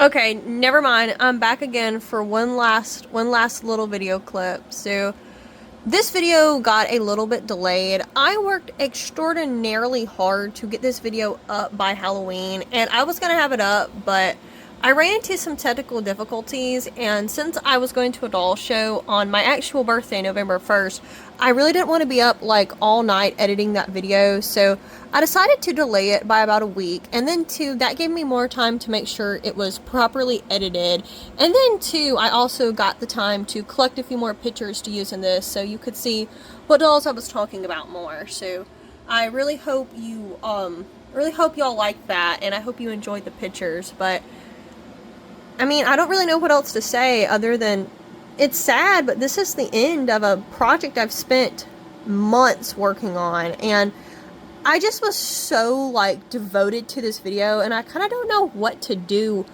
now that it's over. Like, it's a happy ending because it's like y'all can finally see what I spent so long working on, but I don't know what to do anymore if I'm not just like doing some crazy deep dives on Ellowyne and going to the old Wilde Imagination website, which I mean, I'll definitely still do that, but it's just kind of the end of an era, I guess, here.